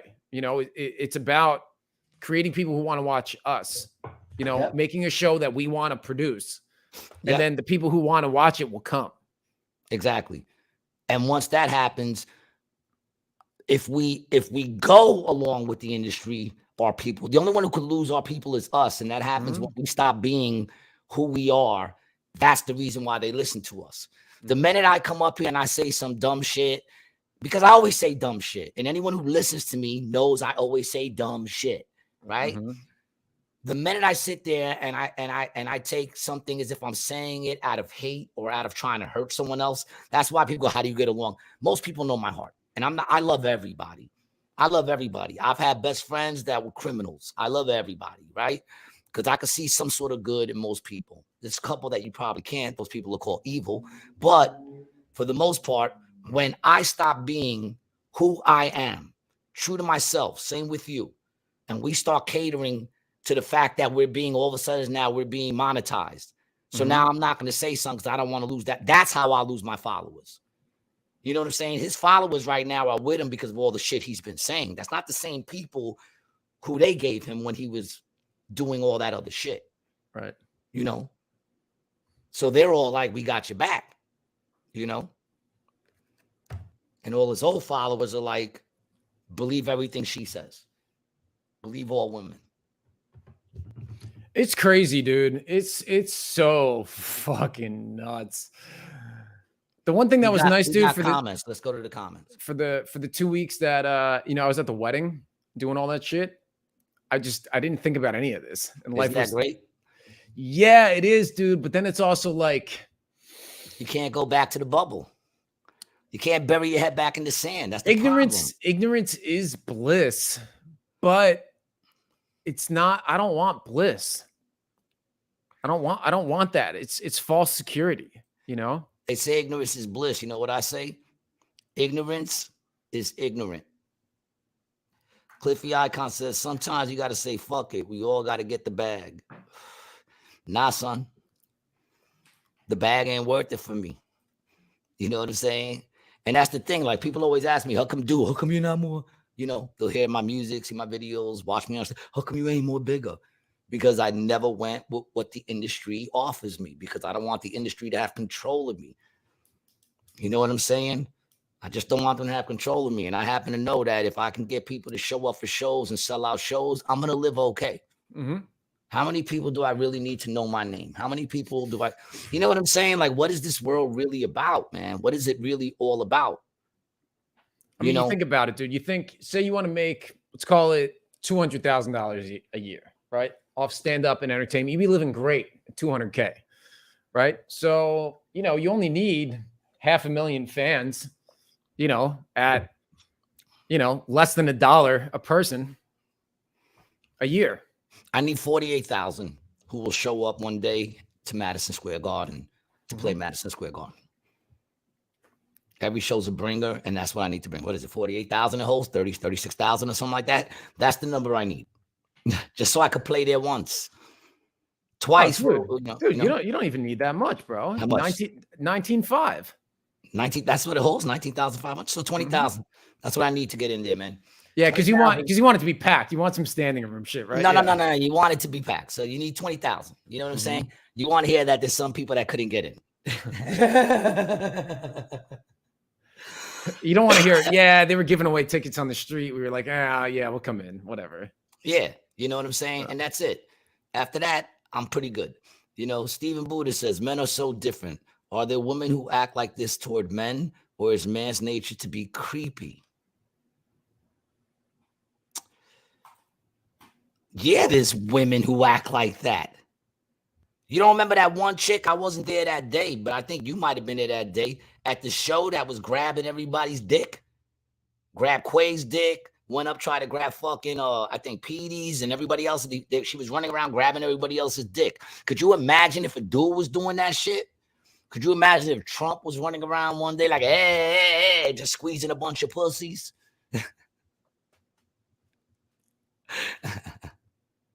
King Anna says, well, no, up, man. You keep skipping people, baby. Well, I'm trying to get it into the same section, and then we'll go back because now it's on the same topic. All right, it's on the same topic. I've been sexually assaulted multiple times by women since I was a child. Good for you, King Handles. You know, good for you. You must have been a very attractive child.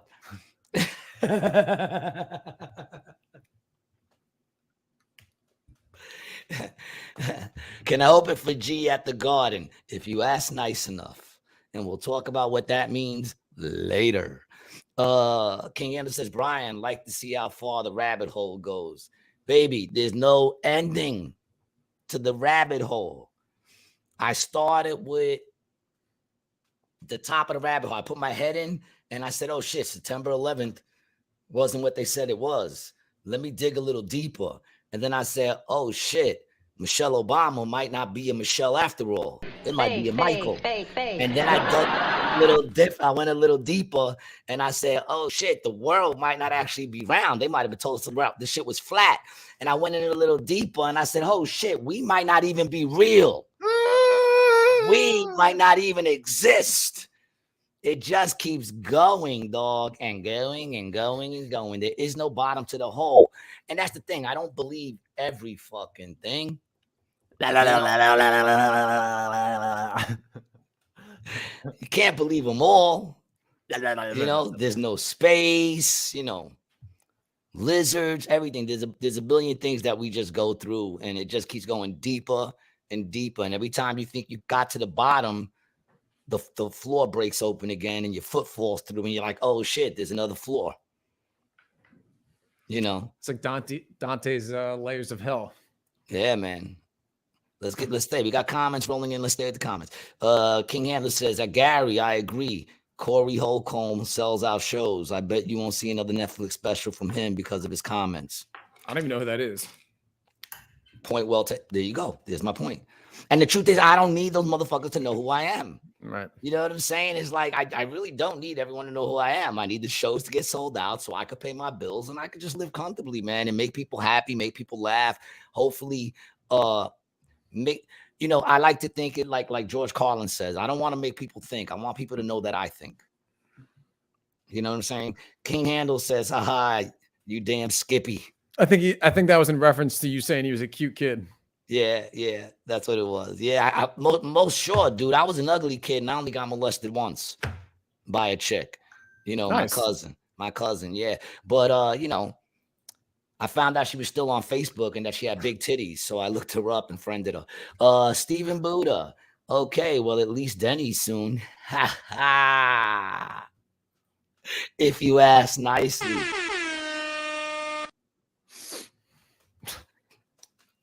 All I'm saying is drink a lot of water.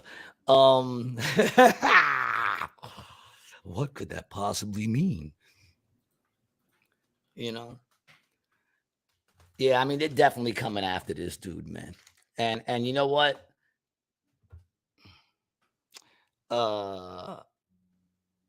Me personally, I don't think he's lying. You'll bring the sativa. Well, you always do. Well, dude, listen, I mean, the thing is, I don't know. This could have all happened, dude. This could all be true, and it could still be a coordinated media attack. Because the thing is, that's what I was saying. It could be both. It could be both. And listen, a lot of those things, listen, man. Here's the problem that I have with a lot of things. As laws start to change, as society starts to change, and as things start to become more sensitive in a way, I would say, you can't go back to the way things used to be and then apply the new standards to the old ways. There's a reason why Bill Cosby didn't get arrested, man. Back in those days. There's a reason. Because back in those days, there was the thing of like, what do you mean you went to their room at 3:30 in the morning and he gave you a smoking bottle or gave you pills and you took them and then you had sex? What do you mean? Because there was a thing of, there was a responsibility on everybody in a sense, but we have a responsibility. No one has a responsibility more to protect them than you.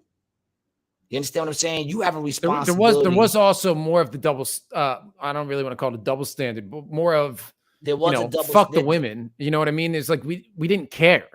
Men didn't care about women until really recently, like very, very recently. Like honestly, bro, like 2015. That's like now. Like that's that. That's dude. The 90s were way different. Even when I was coming up, dude. I'm 33. The shit that we would say in high school, the way we treated women, and not me, but the way people treated women then was not good. Well, I mean, not good. I mean, listen, different. I always treated women with respect because I was raised to respect women. Right. Yeah. I mean, people act like this is all men doing that shit. No, those are the type of dudes that dudes don't like. Right. You understand what I'm saying? Like, there's a bunch of type of dudes I don't like. You're not going to find me hanging with these types of dudes. Those, the type of dude that'll be like, oh, you know what I would do to that shit? I'd fuck, a type of dude like that. I don't, you would do nothing to that because that's why you're sitting here imagining all those things because nobody will let you do that. No woman wants to talk to you. Yeah, exactly. So I mean, there's the thing of like back in the day, and this is going to sound fucked up. And in a way, it's fucked up. But what's fucked up is that this was ever accepted. Mm-hmm. But the point is that I'm trying to make is back in the day, you could not rape your wife. Back in the 50s, 60s, I don't know when it changed, but back in the day, you could not rape your wife. Mm-hmm. That's your wife. And back in the day, it was your husband needed some, he took some. That's your husband. It's part of your obligation. That's how they looked at it back in the day. I'm not saying it's right. I'm not saying it's wrong, but that's what it was. You understand what I'm saying?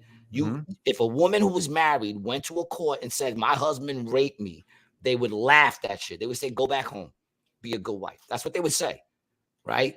Then it became like it should that a husband can rape his wife. That if a wife doesn't feel like having it, the husband has no right, which he doesn't, to take it. Okay? I agree with that. But what you can't do is go back to all the old men who, when that shit was the way it was, and start charging them with raping their wives. What has to happen is they have to stop now. Now you can't continue to do that, which most of them are probably in their 80s and shit, and their dicks don't get up anymore anyway. Divine retribution. You understand what I'm saying? But you can't take new standards and start charging people when the standards weren't the same. That's always been my problem when you wait 20 years, when you wait 30 years. Now, I think, you know, what you were just saying made me think of this. And I think something that would really benefit pretty much everybody in the world is to look at stuff through the lens of like, well, you know, it's like laws, right? It's only illegal if a cop sees you do it and you get stopped, right? That's when it's a problem, right? There can be rules and rule books and orders of operations, the way things are supposed to be done. But if it doesn't actually happen, then it doesn't actually happen. So like all of that other stuff is honestly irrelevant, right? What actually only matters is what is happening, the functionality of it, and how it actually unfolds in real life, instead of the theory of this is how it should be or this is the way it was. Like look at the Russell Brand thing, right? Like we're talking about innocent until proven guilty, right? None of that matters. So the argument of this is unfair, this is how it should be, is an irrelevant argument to make. What we need to be arguing is about what is actually happening. So now that he is getting railroaded, it should be defending against whatever that railroading thing is, instead of focusing on the argument of he's getting railroaded, because everyone is going to keep getting railroaded until we put a fucking stop to it on the other end. You know what I'm saying? And honestly, you know, I feel a lot about like the same way with like the politics and shit we talk, right? Like not necessarily about, you know, me and you, but like if you want to do something different, you have to start changing things, which is part of what we do by getting it, you know, by disseminating the information as we see it. You know what the Democrats have done, yo? They've just basically taken all the fun out of everything. That's all they did. And you know why? Because they wanted all to be accepted. And they took the fun out of everything. They took the fun out of weed. You know what I'm saying? They took the fun. They're taking the fun out of sex. You know what I'm saying? Like when sex is so easily accessible, where's the fun in that? Where's the chase? Where's the work? Where's the, you know, which is why I really don't give a fuck no more, because I'm too old to chase or do any of those things. But what's sad is you don't have to. What's sad is you don't have to put in no effort anymore, which is why I'm just like, you know, like they taking the fun out of fucking everything. They taking the fun out of crime. You know what I'm saying? They taking the fun out of drugs. They taking the fun out. Why? Because they just want everyone to do it. You understand? They're taking the fun out of everything. When everything's accessible, there's no fun to that. You know, what becomes the fun thing is being normal, because now you're different. You know what I'm saying? Now you're different. Now I look at someone that's not tattooed, and I say that's a person who's bucking the system. You know what I'm saying? That's a rebel, because he didn't give in to everyone running out to get a fucking tattoo. Now, mind you, my tattoos I got, my first one was in the basement. They were illegal. It was a rebel thing to do. You know what I'm saying? Now it's like every Tom, Dick, and Mary whose name when they were born was called Harry got tattoos. And it was good. What's up? Yeah, it's a fire hoodie. Check out the drip. All right. Don't forget. Shout out, and it was good. And congratulations, my friend. Publicly, he just had him and his wife just brought their first baby into this world. Oh, I thought you said they bought their first baby. I was gonna be like, from man. Yeah, they bought it. No, they definitely bought it. Yeah. No, brought their first baby into the world. So congratulations. Congratulations to you, man. Hey, listen, man. I'm wishing you all the best. Keep an eye on everything that's going on around your child, man. Look into homeschooling and all that shit, man. Right now, man, having a child right now, man, is hard, man. It's hard. So I don't envy you, but I do respect you, and I wish you all the luck. You know, I don't envy anybody right now having children. I think we must still continue to have children. But right now, man, like, you know, now you got to keep. I remember like the biggest thing sending your kid home to school was worrying about the homework and how you had to like do the homework with him or her, you know? Now it's like, yo, come here, sit down. What were they talking about today in school? I need to know everything they were talking about today in school. Did they tell you not to tell me shit? Did they talk about safe places where and like who are these sick fucking teachers, yo? When you think about it, you know, they're our kids. They're not your kids. They're not our kids. My kids. They're my fucking kids. Okay, your job's to teach them reading, writing. Stop with this whole thing. You know, we need grandmothers back in the education system. That's Why what I do all want. these I want adults- my 70-year-old old lady as the teacher. That's what you want. You want a grandmother. Yeah, my teachers were ugly. Even the ones I found hot were normal. You know what I'm saying? Like they were norms. They weren't even hot. They just weren't fucking in their 60s. You know what I'm saying? It's like, I don't know, man. It's fucking crazy, yo. There's something I don't want to say.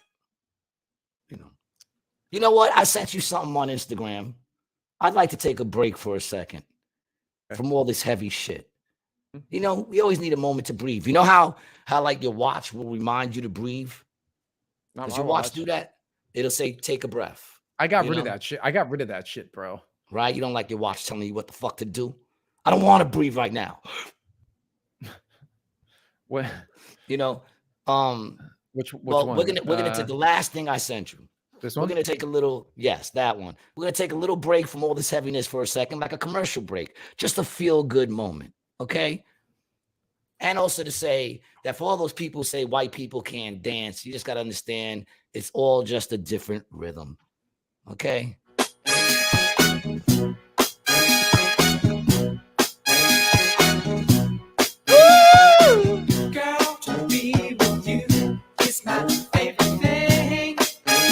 Uh-oh, watch this one right now, the black man. There you go. Get it in, baby. Get it in. Is that Elaine Bennett?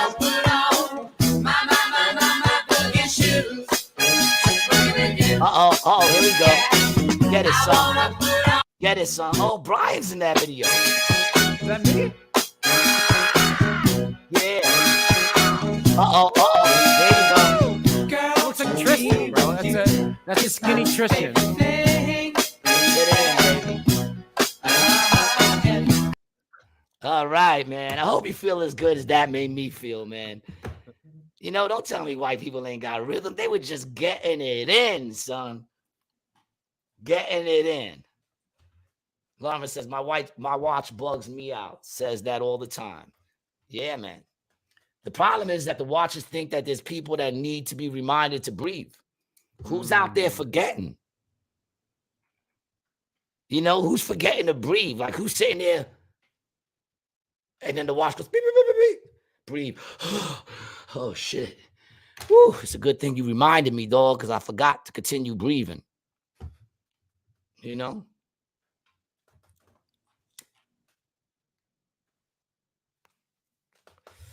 Fucking insane. But I hope you enjoyed that little break from all this. You know, a little break. And now we're back. Mm-hmm. What's the story with that whatchamacallit? That F-15, that was an F-15. It was an F-35 or some shit. F-50 something. F-35.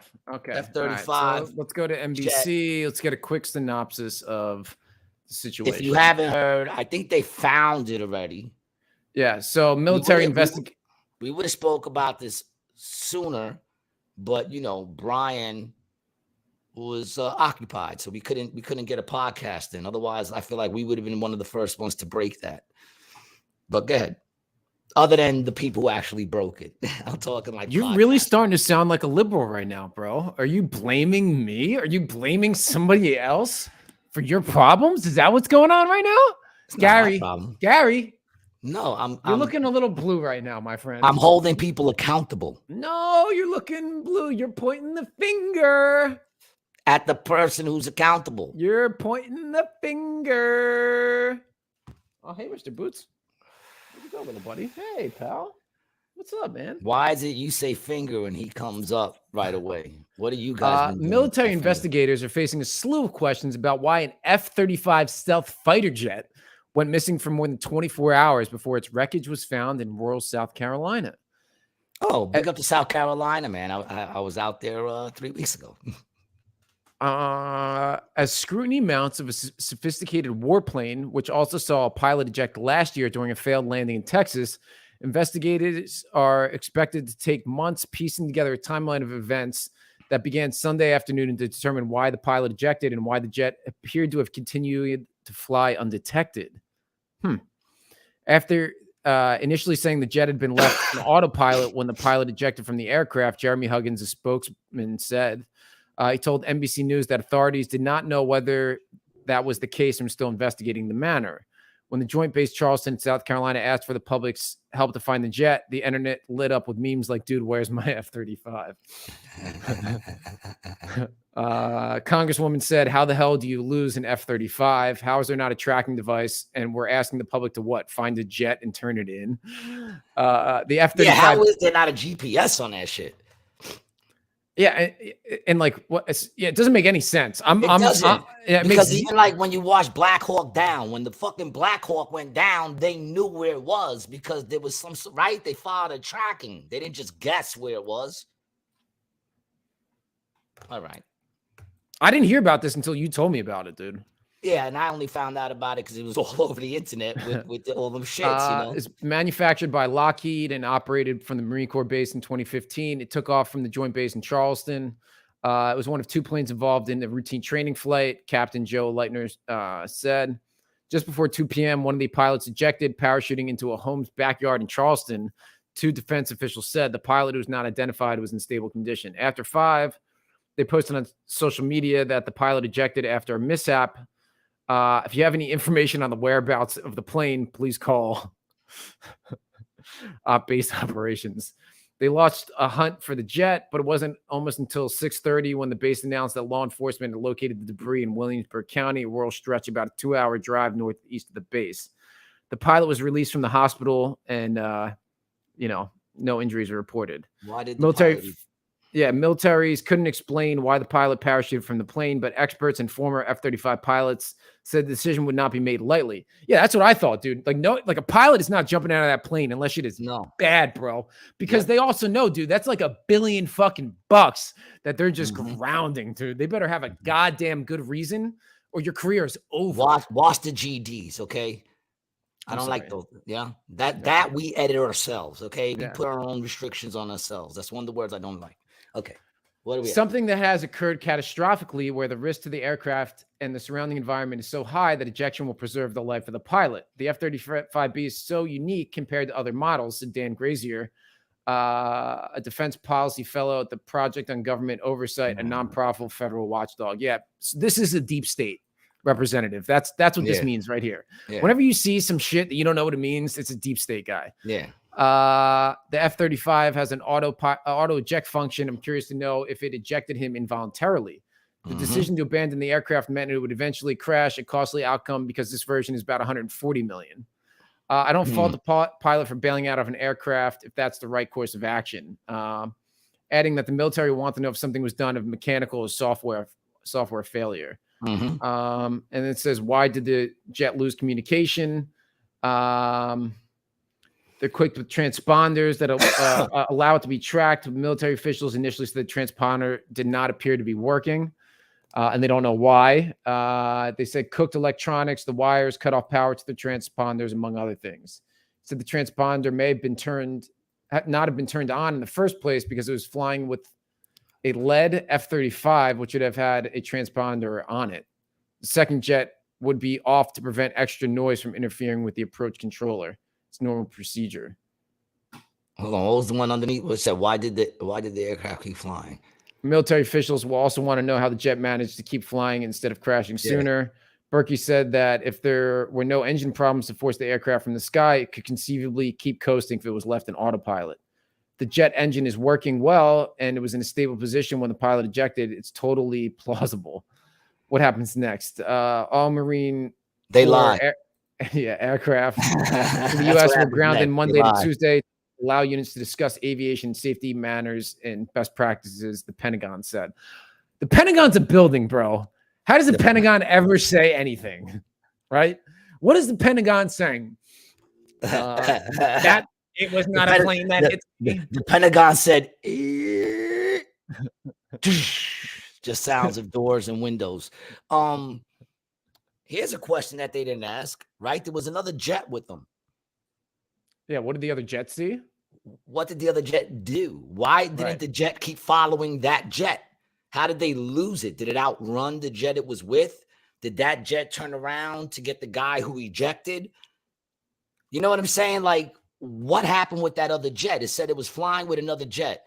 So the dude ejects. Now you got this thing going. Why doesn't it stay following it to see what's happening with this thing? And not stay on the radio like, yo, this pilot just ejected. The plane's still flying. What do you want me to do? Should I follow it? What do you want me to do? Where's that question? Or am I bugging out? Traveling Runner says low jack. They didn't have it on that one. That's what I'm saying. Or at least an Apple AirTag. But I'm just saying, right? Is that a legitimate question? There was another plane there. It continued to fly. Now, obviously, the obvious question is, why did he eject if it continued to fly for how many more miles? Did it say 2 hours? Did it say 2 but hours? I mean, with like a plane like that, dude, that's like 5 minutes, you know? 2 hours is like 5 minutes? Bro, yeah, they're supersonic planes, dude. They go faster than the speed of sound, like way faster than the speed of sound. I mean, they could go around. So you're saying it's not an actual 2 hours? A 2-hour drive, it said. A 2-hour drive. That's what the article. 2-hour drive. Correct. Yeah. Oh. Yeah, 2-hour drive. Okay. Oh, okay. Yeah. Okay. I thought it said it flew for another 2 hours. It's like a pound. What weighs more, a pound of bricks or a pound of feathers? I know, a pound of meth. I'm just saying, like, obviously, if it kept flying, then the question becomes, why did he eject? Now, do you want to know one of the conspiracy theories I have heard already came out on this? Supposedly, China either was sold or stole the blueprints and all the information on that plane. It was either sold to them or they stole it, right? And this is like some years back, right? And they're saying that they might have all the schematics and all that shit to that plane, which makes me ask the questions. See, Chinese hacker still plans for the F-35, right? So this is from July 8th, 2021. Can I read this real quick and then you can go back into your theory? Yeah, sure. It's not my theory. I'm just giving you right. As a national critical infrastructure and private industry alike have been increasingly targeted by hackers in recent years, it has become clear that nothing is safe from savvy, motivated threat actors. As a result, the U.S. DoD has begun rolling out cybersecurity maturity model to help standardize blah, blah, blah, blah, blah. Why is this process necessary? Look no further than the 2007 theft of sensitive tech documents related to the development of F-35 Lightning Strike II strike fighter jet by the Chinese. That's the exact plane that went down. But I want to try to find exactly what it says. In early 2015, German publication Der Spiegel published a tranche of documents provided to them by the NSA contractor Edward Snowden. These documents that Snowden released confirmed that something was long suspected. The similarities between China's advanced J-31 stealth fighter and the U.S. F-35 are more than coincidental. So basically, they stole the blueprints and then started making them. They started doing that. What do they call that? What they say they're doing with the alien ships? That reverse engineering. Engineering, which is a lot easier. Where was that from? Where was that information just given to us from? Just so that people know. This was the International Cybersecurity Pulse.com. Okay. Industrial Cybersecurity Pulse.com, which is if you're a cybersecurity professional, it's like a journal, so to speak. Okay. All right. Like I said, I just want to put the information out there. So we're reading it. Might as well say where we're reading it from, right? So they're saying that they figured out how those things work and that they were able to control them. And it was actually they figured out a way to control them. So the theory is that they ejected the pilot. You know what I'm saying? They ejected the pilot. They took control of it, took it offline, ejected the pilot, and attempted to take the plane. Or an attempt to take over the control of the plane, turn it around and have it attack the same people who built the plane.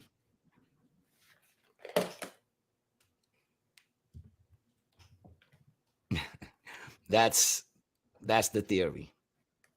You know, that's the theory that was it just a failed attempt to take over the plane? And somewhere there's a bunch of Chinese people going, we managed to get the ejection right. We just have to work on the actual flight. You know what I'm saying? On how to control it. We managed to find out how to get the dude out of there. Now we just have to figure out how to take it off of autopilot and take over that control. Something went wrong. So that's crazy. I mean, if you just type in China F-35 espionage, I mean, you'd find it. Like, that's the theory. At this point, doesn't it suck to live in a time where anything is possible? People always talk about anything is possible. Anything is possible. You don't really want anything to be possible. And we live in a time right now where anything is possible. Like, if it was to happen, even if you don't believe it, like I honestly don't know if I believe in lizard people. That's one of the ones that I'm like, there are things where I go, maybe, but do I really believe in it? I want to believe no. That's what I want to believe, that there aren't lizard people, But I am at a point where no freedoms, no freedoms. First time commenter, I think, if I'm correct. King, no one cares since it was a woman. In some states, men can't be raped. Yeah. To an extent, that's true. But like getting back to the point that I was making is that, doesn't it suck to live in a world where, like, if you turned on the TV and you saw one of these things playing out, you would just be like, oh, that one is real. You know what I'm saying? You're not gonna be like, oh my God, there are actual lizard people, I said the other day, you see fucking turn on your TV and you see fucking CNN and they're like, the zombies are here. You just be like, fuck, fucking zombies are here. Fuck. Now how am I gonna get to work? They'll bring back Fauci. They'll be like, you might want to wear a neck brace. Wear long sleeves and layer up. Pop your collars. Do not leave your neck exposed. And wear a mask. So that they won't smell your fear. This was something I wanted to say. Like, would you be surprised if any of that shit now? Is there anything? And I asked the commenters and anybody listening, is there anything now that if it turned out to be true, you turned on the television, aliens are hovering right over fucking New York City and it's on every fucking thing and it's just this big craft hovering? Anything, zombies, anything. We're not real. We're in a fucking bait. Would anything surprise you? What would surprise you if you found out that it was actually real? If you found out that the Earth was finally flat, would that surprise you? I think that would be the one that I'd be like, what the fuck, dude? Aliens, not so much, but the Earth and like all this stuff that the flat earthers believe, how there's like the outer lands. If that was true, bro, that would fuck me up, but I'd be like, dude, I can't. What the fuck, bro? Yeah, that would. By surprise, you'd be like, I cannot believe that one was true. Yeah. Yep. So it wouldn't be Mike, Big Mike. Big Mike. I'd be surprised if that was false. You'd be surprised if it wasn't Big Mike now. Correct. Ooh, how's that for a shirt? I'd be surprised if it wasn't Big Mike. You know what's funny, dude? I was talking to my wife about the Round Earth Skeptic shirt, and she's mildly concerned. For me or you? Me, really. I mean, she doesn't really care about you, dog. I'm just gonna be honest. Well, herself. She exactly. Yes. She cares about. Yes. She's worried with my husband's head, mm-hmm. and I'm stuck with this fucking right. And what I explained to her is, the birds aren't real thing, like the shirts that the people made, and we talked If about it that. flies, it spies. Correct. And that dude's whole point was that people will believe anything, right? That was his whole thing, is that people will believe, they'll believe a conspiracy theory if there's a good enough story behind it. Where, in my opinion, what the round earth skeptic stands for, as opposed to making fun of conspiracy theorists, it's making fun of the government, where we're round earth skeptics because there's just so much you can't trust. And that's what it means. Yeah, it That's means what it sucks that I can't trust you. Exactly. That's what it is, dude. Yeah, that's what it is. It's a conspiracy. To me, it's the conspiracy. It's where is the truth? We want the truth. That's what it is. We're around those skeptics because of you. Yeah, because of what you've done to us, because of the trauma. Yeah, I always thought the world was round until you started saying that little boys at 5 years old, when they don't even know what the hell to use that dick for, is saying they don't want their dick. Mm-hmm. When you started saying that, that's when I started saying, well, if they could teach kids that and kids grow up believing that, then it is possible that they could teach us some shit that everybody else used to believe to be stupid, and they could make us believe that. Get yourself a round earth skeptic drip. Get yourself the round earth skeptic hoodie or t-shirt, short sleeve or long sleeve, over at brianlicata.com/shop. If you want to support the podcast, that's the way to do it. And you look good while you're at it. You know what I'm saying? We're about to throw up the Rated G logo hats on there too, and the Rated G shirts. We're gonna start throwing all the drip up there. Oh, dude, you got over 5,000 views on the special too, by the way. I don't know if you knew that. Oh man, yeah, there you go. It ain't shit, but in order to get to 1 million, you got to get to 5,000, right? Well, it's time for another one. I don't like the special. Yeah, I know. That's why it's time for another one, dude. Yeah. It's dated now. It's good, but it's dated. I never wanted, by the way, people, I never wanted to do the special. It wasn't like I was like, I want to do a special. You know what I'm saying? It was more of somebody wanted me to do a special and they were going to pay for it. So I did it. But now I look at it, it wasn't that special. And I wish I would have did it a little later, because all those jokes I kind of made up that night. I went off what I was supposed to talk about, didn't do none of my material, and I started coming up with that shit. And then like down the line, those jokes were so crafted after that. You know what I'm saying? That, I wish I would have did it maybe 3 months later. But whatever. What's done is done. If you haven't checked it out, go check out You Did Not See Me Here Tonight. While you still can on YouTube before they completely take us down. Bless you, my brother. Thank you. I got a text message submission from King Handles. He said, hot off the press. This is from a Twitter post that says, developing the Obama's chef, Tafari Campbell, autopsy conducted by the Office of the Chief Medical Examiner of Massachusetts. This was his chef that died. Yeah, I know what we're talking about. I'm waiting to hear it. Campbell's cause of death was ruled to be the result of submersion in a body of water. Submersion refers to cases where only part of the body is in the water, whereas immersion refers to the whole body being underwater. Mm-hmm. So obviously the part that was underwater was his head. I guess I'm gonna download did it get caught in the sand, and all you saw was his feet kicking? I heard he was taller than the depth of the water. That's what I heard. I don't claim that to be a fact, so I'm not trying to give misinformation. Okay, so Edgartown Police, incident, date, time, Flanders. I will say, do we have any way of confirming that this is an actual report? No. I mean, we do, but we're not going to. Yeah, why would we? That would actually be like we're admitting to knowing what we're talking about. But as far as also, this doesn't even. I mean, we'd have to look up what this stuff means. I mean, there really isn't anything.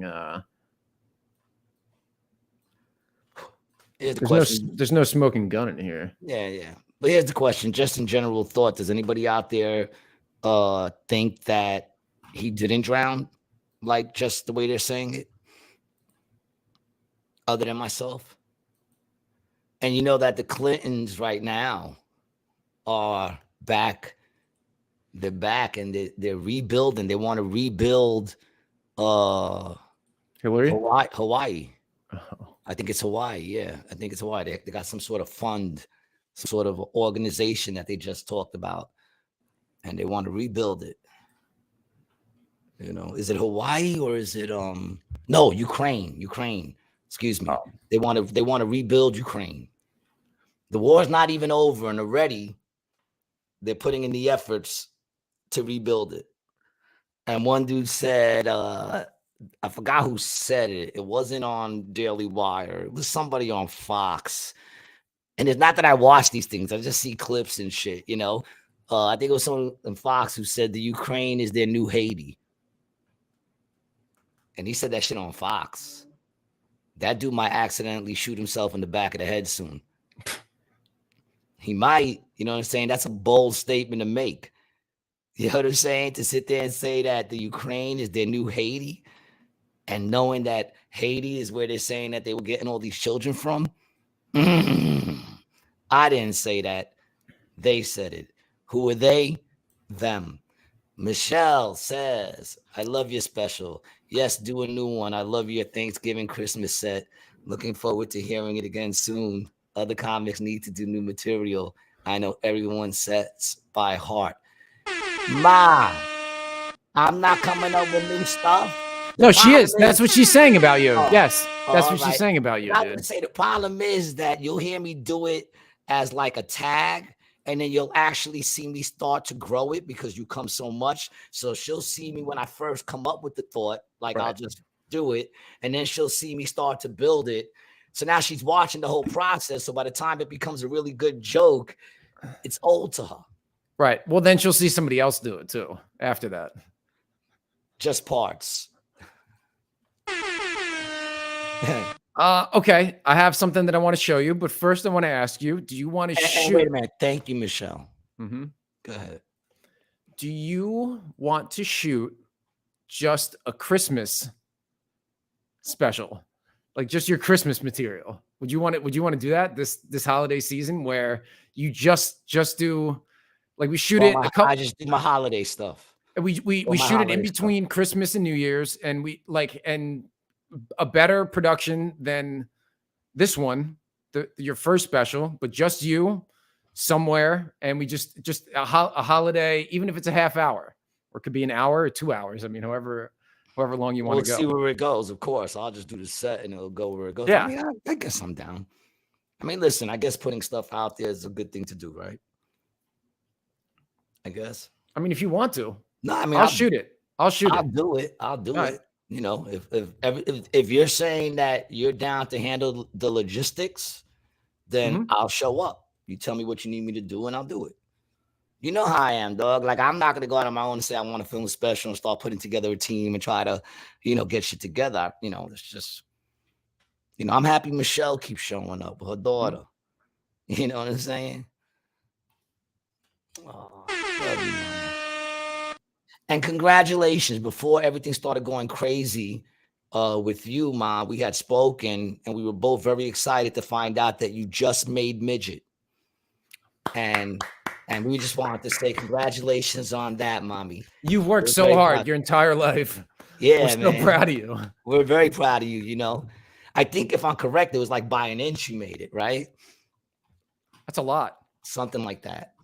Well, yeah, I guess when it comes to midgets, right, Mama? Every inch counts. Mm-hmm. Midgets and men's crotches. Love you, Michelle. Okay, so I want to get to something that we were talking about a little bit with the Ukraine, right? And it's the MO really of the American empire to do nation building. We're just going to glance over the whole Clinton. You don't want to talk about the Clintons. You like living. Go ahead. Well, no, this is going to go back into the Clintons. Oh, okay. Yeah, this is going to go back into the Clintons. Okay.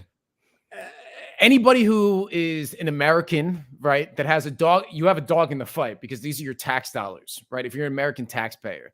Since 1900, this is the list of nation building that we've done throughout the world, right? Cuba, Panama. That's cute. They call it nation building. Yeah, nation building. And I'm actually gonna that whatever they call it, it's the opposite, right? Now, what I'm gonna do is I'm gonna go line by line on all of these countries and tell you what the party line story was and what we actually got out of it, right? Okay, Cuba, 1898, right? Cuba is going through their Spanish Civil War where they're trying to get freedom from Spain. Cuba is begging us from the beginning of the war for us to get involved, right? We don't get involved then because we are just coming from off of the Civil War in our own country. And it is impossible for Congress to get the American people to support them in a war abroad after we've just gone through this crazy Civil War, right? 1865, the war's over. So 1870, 1880, all Reconstruction, Jim Crow law starting to come to fruition. We're not trying to get involved in some shit. So what do? We wait, bro. We wait for Spain to absolutely ravage Cuba. And then we wait for Cuba to actually fight back. And once it looks like Cuba's starting to win, the U.S. jumps in and we blow the shit out of Spain, right? We kick Spain out of there. And then what we do is we institute something called the Platt Amendment, right? And the Platt Amendment is the reason that Castro didn't fucking like us and why they were communist. The Platt Amendment was basically something that we wrote into Cuba's constitution, right? We helped Cuba become a democracy. And then in that we said, Cuba is allowed to operate as a free country unless it interferes with the United States international affairs. And when that happens, the U.S. has the right to intervene, right? That was in the Constitution of Cuba. Right? Isn't that great to having your Constitution looking out for one specific other country? That would be like in our Declaration of Independence and then the Constitution that follows it saying we're a free country unless it has to do with England. And then England can decide to do whatever they want, which is what England does with Canada. And it's what England does with Australia. And it's what England pretty much does with India, right? And now that is what we do with the rest of the list of all these countries, right? Now that's just one. Now I'm at 1898. So let's just jump back into the list a little bit, right? We have Panama, right? We wanted to build the Panama Canal. You know why? Because it cost us too much fucking money to ship shit from New York to LA. So we built the Panama Canal so we didn't have to go all the way around and then back up, right? Okay. And you know what else that does? That cuts off the overland route from South America to North America. Now we control all of that shipping, right? Now all the coca that has to get up from Peru to Colombia and then from Colombia to Mexico and in here, now we can control that little strait of the Panama Canal, right? Smart move. Strategic. Bam. Let's go back. Cuba. Again, Nicaragua, Banana Republic, right? They taught us a lot. Haiti. Bam.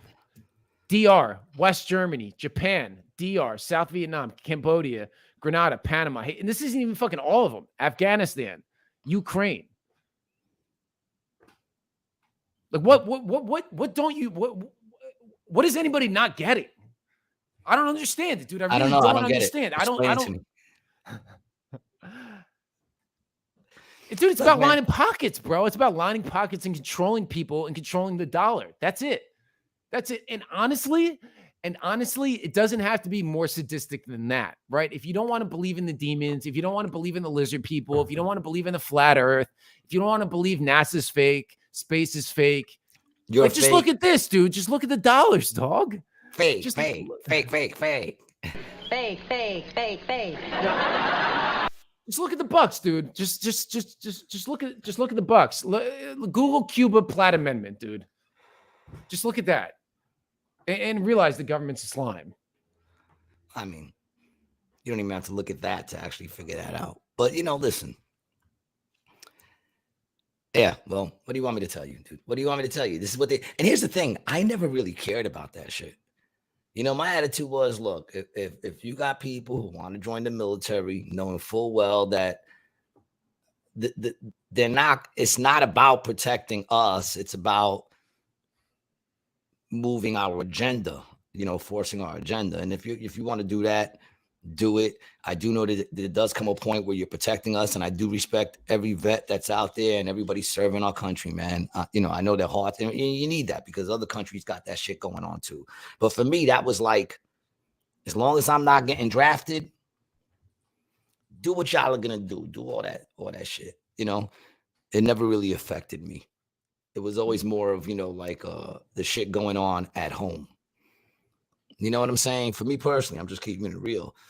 And I could always say I'm not political. I didn't give a shit, and I know that if you watch this podcast, you would think I'm political because now I guess I am. But isn't everything political now? See, that's the problem when I say they took the fun out of everything. They made everything political. Everything's political. Marriage, political. Sex is political. Drugs are political. Dude, that's what the state wants. If the state wants to control things, they have to make everything a state. Everything is thing. Political. I mean, Right? maybe it's always been control everything. That is why. No, dude, it hasn't always been like this. It has not always been like this. Prior to, I believe it was 1919, we did not have a federal income tax, right? Oh, dude, from 1776 until let me see when the federal tax instituted USA, right? 1913. From 1776 to 1913, in the United States, we had the first and only test worldwide of a decentralized, non-controlling government, dude. The government did not have a lot of employees and they did not have a lot of power, right? And you know why, dude? Because they had no fucking money. You know why they didn't have any money? Because they weren't taxing anybody, right? And it's not until the government starts taxing people is that it creates this deep state institution and creates this system that we have now, dude. It was in 1913, the 16th Amendment, right? Woodrow Wilson formally accepted into the Constitution the income tax provision, the Revenue Act of 1913, right? Once this Revenue Act of 1913 came in, they were only supposed to tax, it would be a 1% tax on the wealthiest people. And they were going to take this money and start putting it into, into the government, right? To help us build our country. And then what happened, dude, is you have every 3-letter agency growing and growing and growing. Department of Education, dude, Department of Defense, Department of this, Department of that.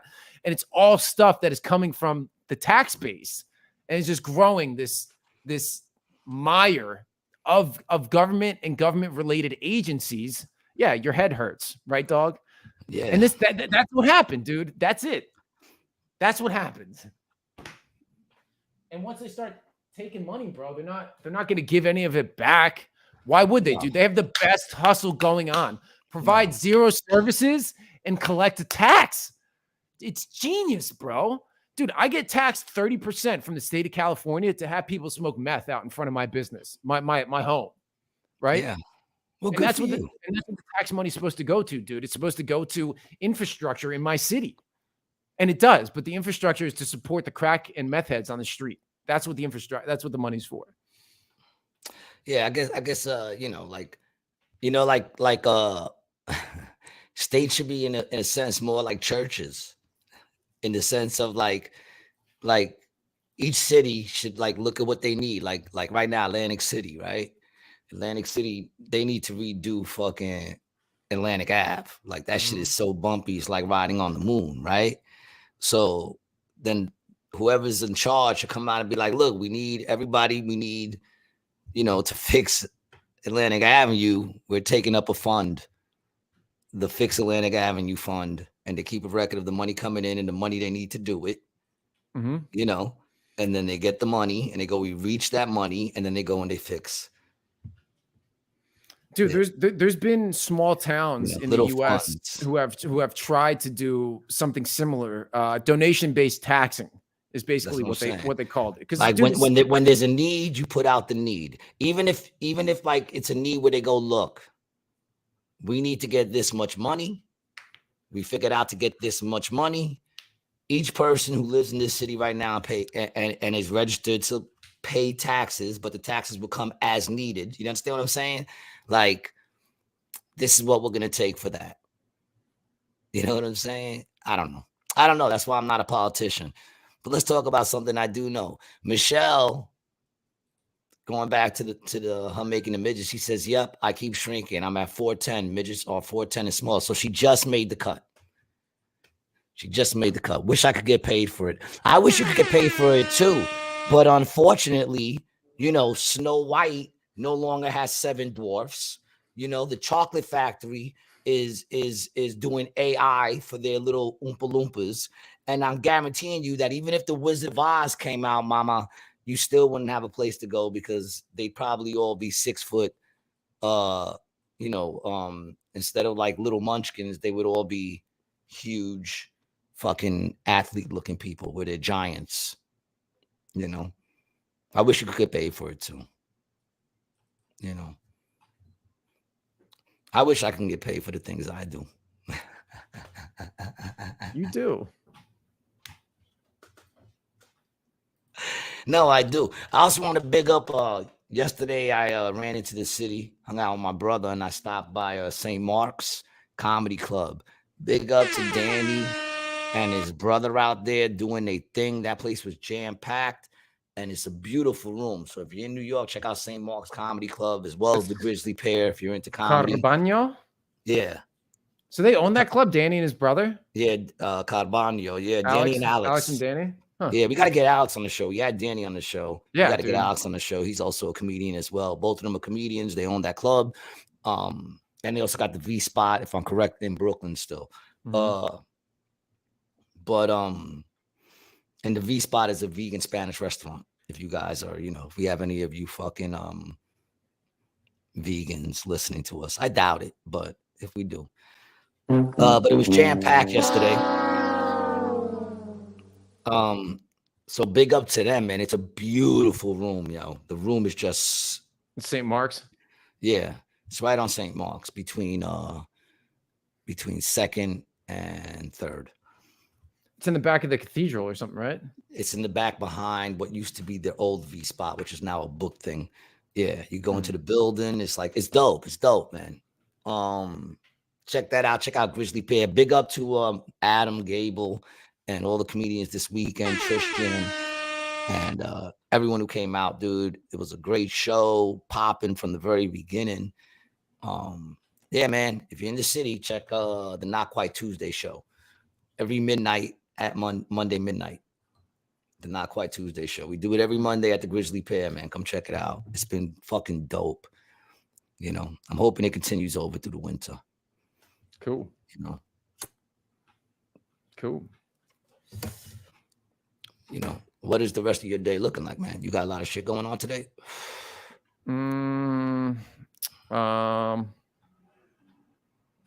I do. Yeah, I got a lot of editing to do today. Michelle says, I was a vegan for 10 years. Couldn't afford it no more. Junk food and meat is cheaper, unfortunately. Really? Yeah, dude. The shitty food is always cheaper, man, because it costs more to grow stuff naturally. It's more expensive. It's harder to do. When you can pump it up full of stuff, it's simpler. I guess. I mean, but now they're like creating meat.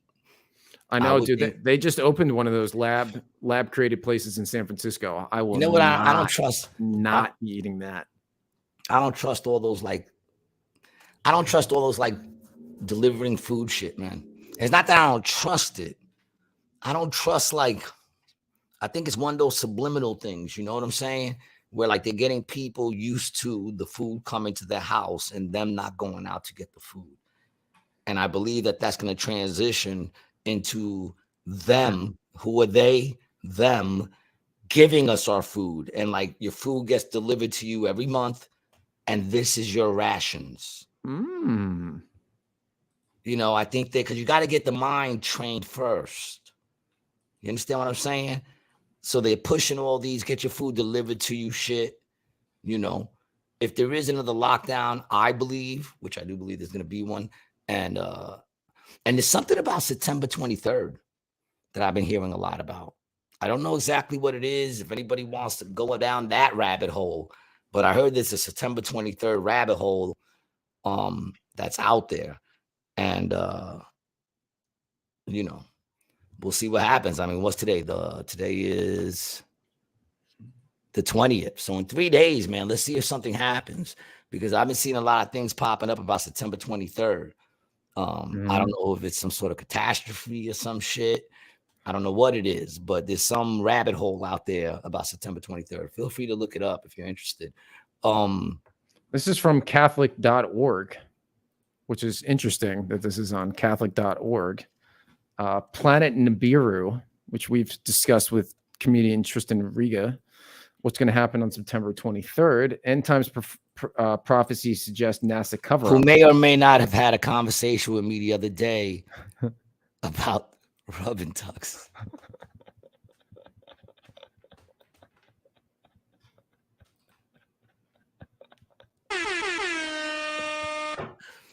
He told me the second one he did was like an old Russian lady.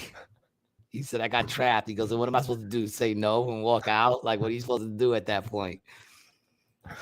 I said, I would think if she was old, she knew her way around it. He was like, she did. Okay. There is an end times prophecy which predicts, just rolling right past it. I'm sorry. I'm just thinking, you know what would be funny is if after they finish, they give you the happy ending and they just leave you there in your filth. Don't even clean They you just up. walk out the room.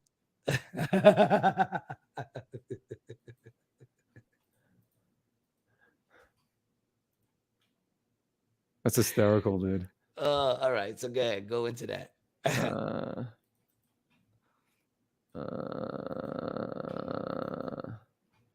right, hold on. Where did it go? Here we go. I can't get the image out of my head. It's horrible. There's an end times prophecy which predicts September 23rd will be the end of days for life as we know it on Earth. The prophecy is based on Christian numerology and can be supported by several scriptures depending on how you interpret them. According to one interpretation, the end of times will be brought by a collision between Earth and the massive planet Nibiru. Although now reports suggest Nibiru will not collide with Earth, but pass close by, still disrupting life as we know it. The only problem with these prophecies and reports is they are entirely baseless. Planet Nibiru does not exist. You don't even have to go into it. Yeah, you don't have to go into it. You really don't. Because the minute they start saying end of the world on the 23rd or whatever, I'm already just like, okay, never mind. You know, no one knows the day. You know, you're not going to be able to prophesize the day. You know, so I'm not even, you know, once they get into that, I'm just like, you know. Because, yeah, that's what it was. Like, supposedly there's all these movies and shit that have, like, September 23rd. Oh, yeah, dude. I remember that reel. It was like Neo's birthday. Yeah. All these, like, movies where, like, you see these large fucking scale, you know, what do they call those shits? Like, you know, monsoons and typhoons. And so, whatever. I don't buy that shit. I don't buy that shit, you know. There's a fire alarm going off. Let me just make sure my building's not burning down. Hold on. That's always nice to know. You know, while he goes away, man, if you want to find out where I'm at, go to Gary G. Garcia. I'm in Atlantic City with AC Jokes, man, over at Resorts in Tropicana, Tuesday through Sundays. So go to acjokes.com and, you know, come down and visit me, man. You know, and also I want to big up Marge for coming out. And is it Marge? Let me double check that. For coming out to see me the other day. And she listens to me on the JoJo and Scotty morning show. And yeah, it's Marge, man. So big up to Marge. I think I'm there tonight, huh? Today's Wednesday.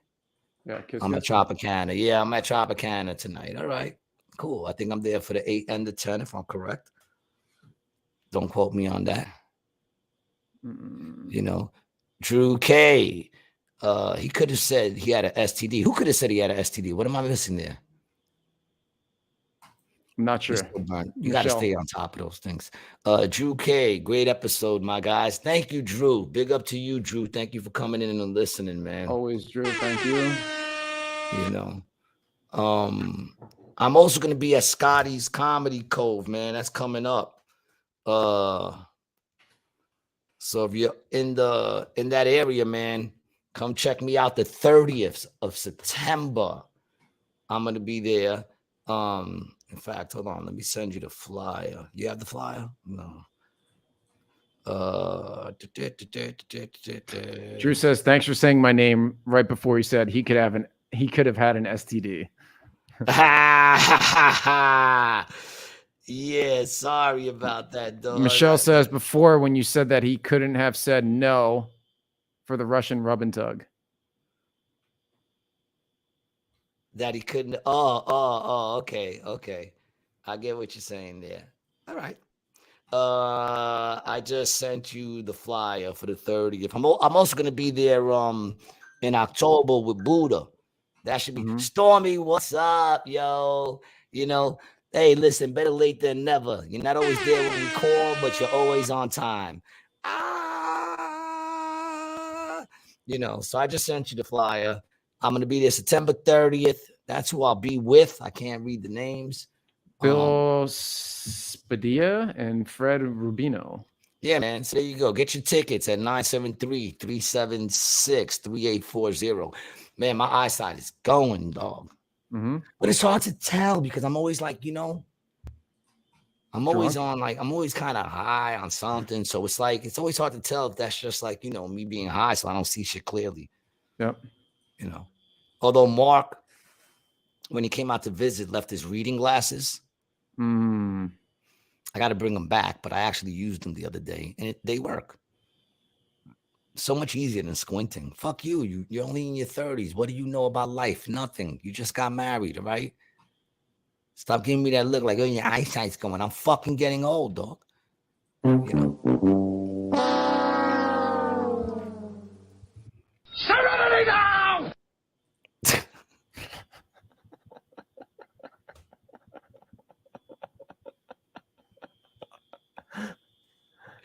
You're a dick, yo. Can you hear those alarms, the fire alarms? I don't know. I'm hearing the sirens out my window. Oh. You know, but out here, you don't check. You hope your house is on fire. Yeah, that's what I'm hoping for right now. Because either way, you get out of Atlantic City. Yeah. I just don't like it for, I mean, dude, he gets so scared when those like sirens go off, you know? I feel bad for the little guy. You know? Look at you. You're a good daddy. I am. Thank you. You know, showing the protection. Look at that. Millennials, gotta love them. Listen, if you go by the Great Reset and all that stuff, the millennials are gonna be the warriors. You know, it's up to the Xers to guide them, but the millennials are gonna be the ones who actually do it. We're too. That's like me and you, right? I'm an Xer. I'm a millennial. Yeah, well, start fucking doing some push-ups, dude. You need bigger arms than that if you're gonna be a warrior, son. Come on. Well, Start juicing. We're gonna need you juiced up, man. You know what I'm saying? Start taking. Dude, what have I been saying since episode fucking 3, bro? I got your back on this one now. Back in episode 3, it wasn't as intense as it is now, and I also didn't know the whole thing about the millennials having to be the warriors. So, you know, yeah, start doing some push-ups, lifting some weights, and taking some steroids, dude. Come on, man. All right. We're gonna need you brolic, son. I want to document the entire thing. We're gonna need you brolic because, you know, those purple hair motherfuckers, they're short, but they're stocky and they got strong arms. So you got to be able to take a hit. You know, why you think they're doing all those slap shits, man? It's a fucking, I still don't get that slap shit, man. I would not stand there and let another motherfucker slap me in the face. Not gonna do it. You know. And the thing is, like, if you're first, you want to go first. You want to go first. Because you want to slap the shit out that motherfucker and knock him out. But if you don't, now you got to stand there and take it. And usually when they either knock him out first, if they don't, that second person always gets knocked out. Right. Because now that person got that anger behind them that you didn't have, buddy. Because you didn't just get slapped in the face. Nah. Yeah. I don't understand that. Anyway, man. I want to thank you guys for checking us out tonight, man. I also want to thank Triple X Playground, one of our sponsors, and I think probably one of our only sponsors nowadays. But either way, man, I want to big up Triple X Playground. Go to triplexplayground.com and pick yourself up one of the greatest adult communication tool board games ever created. You roll that dice, baby, and get fist deep into someone you love. Do it now. It makes a great holiday gift, and the holidays are coming up. Go to triplexplayground.com. Go to the link down. Use the code that's in there, and I think you save like some money on it. All right. Also, if you want to get yourself some of the Rated G drip, and at the same time support the podcast, go to brianlicata.com/shop. Start sporting the Rated G apparel. From the bottom of my heart, we thank you guys, man. May all your bedrooms be loud with passion. and your homes be silent with peace. And don't let them scare you, because if they can't scare you, they can't control you. Peace. Peace.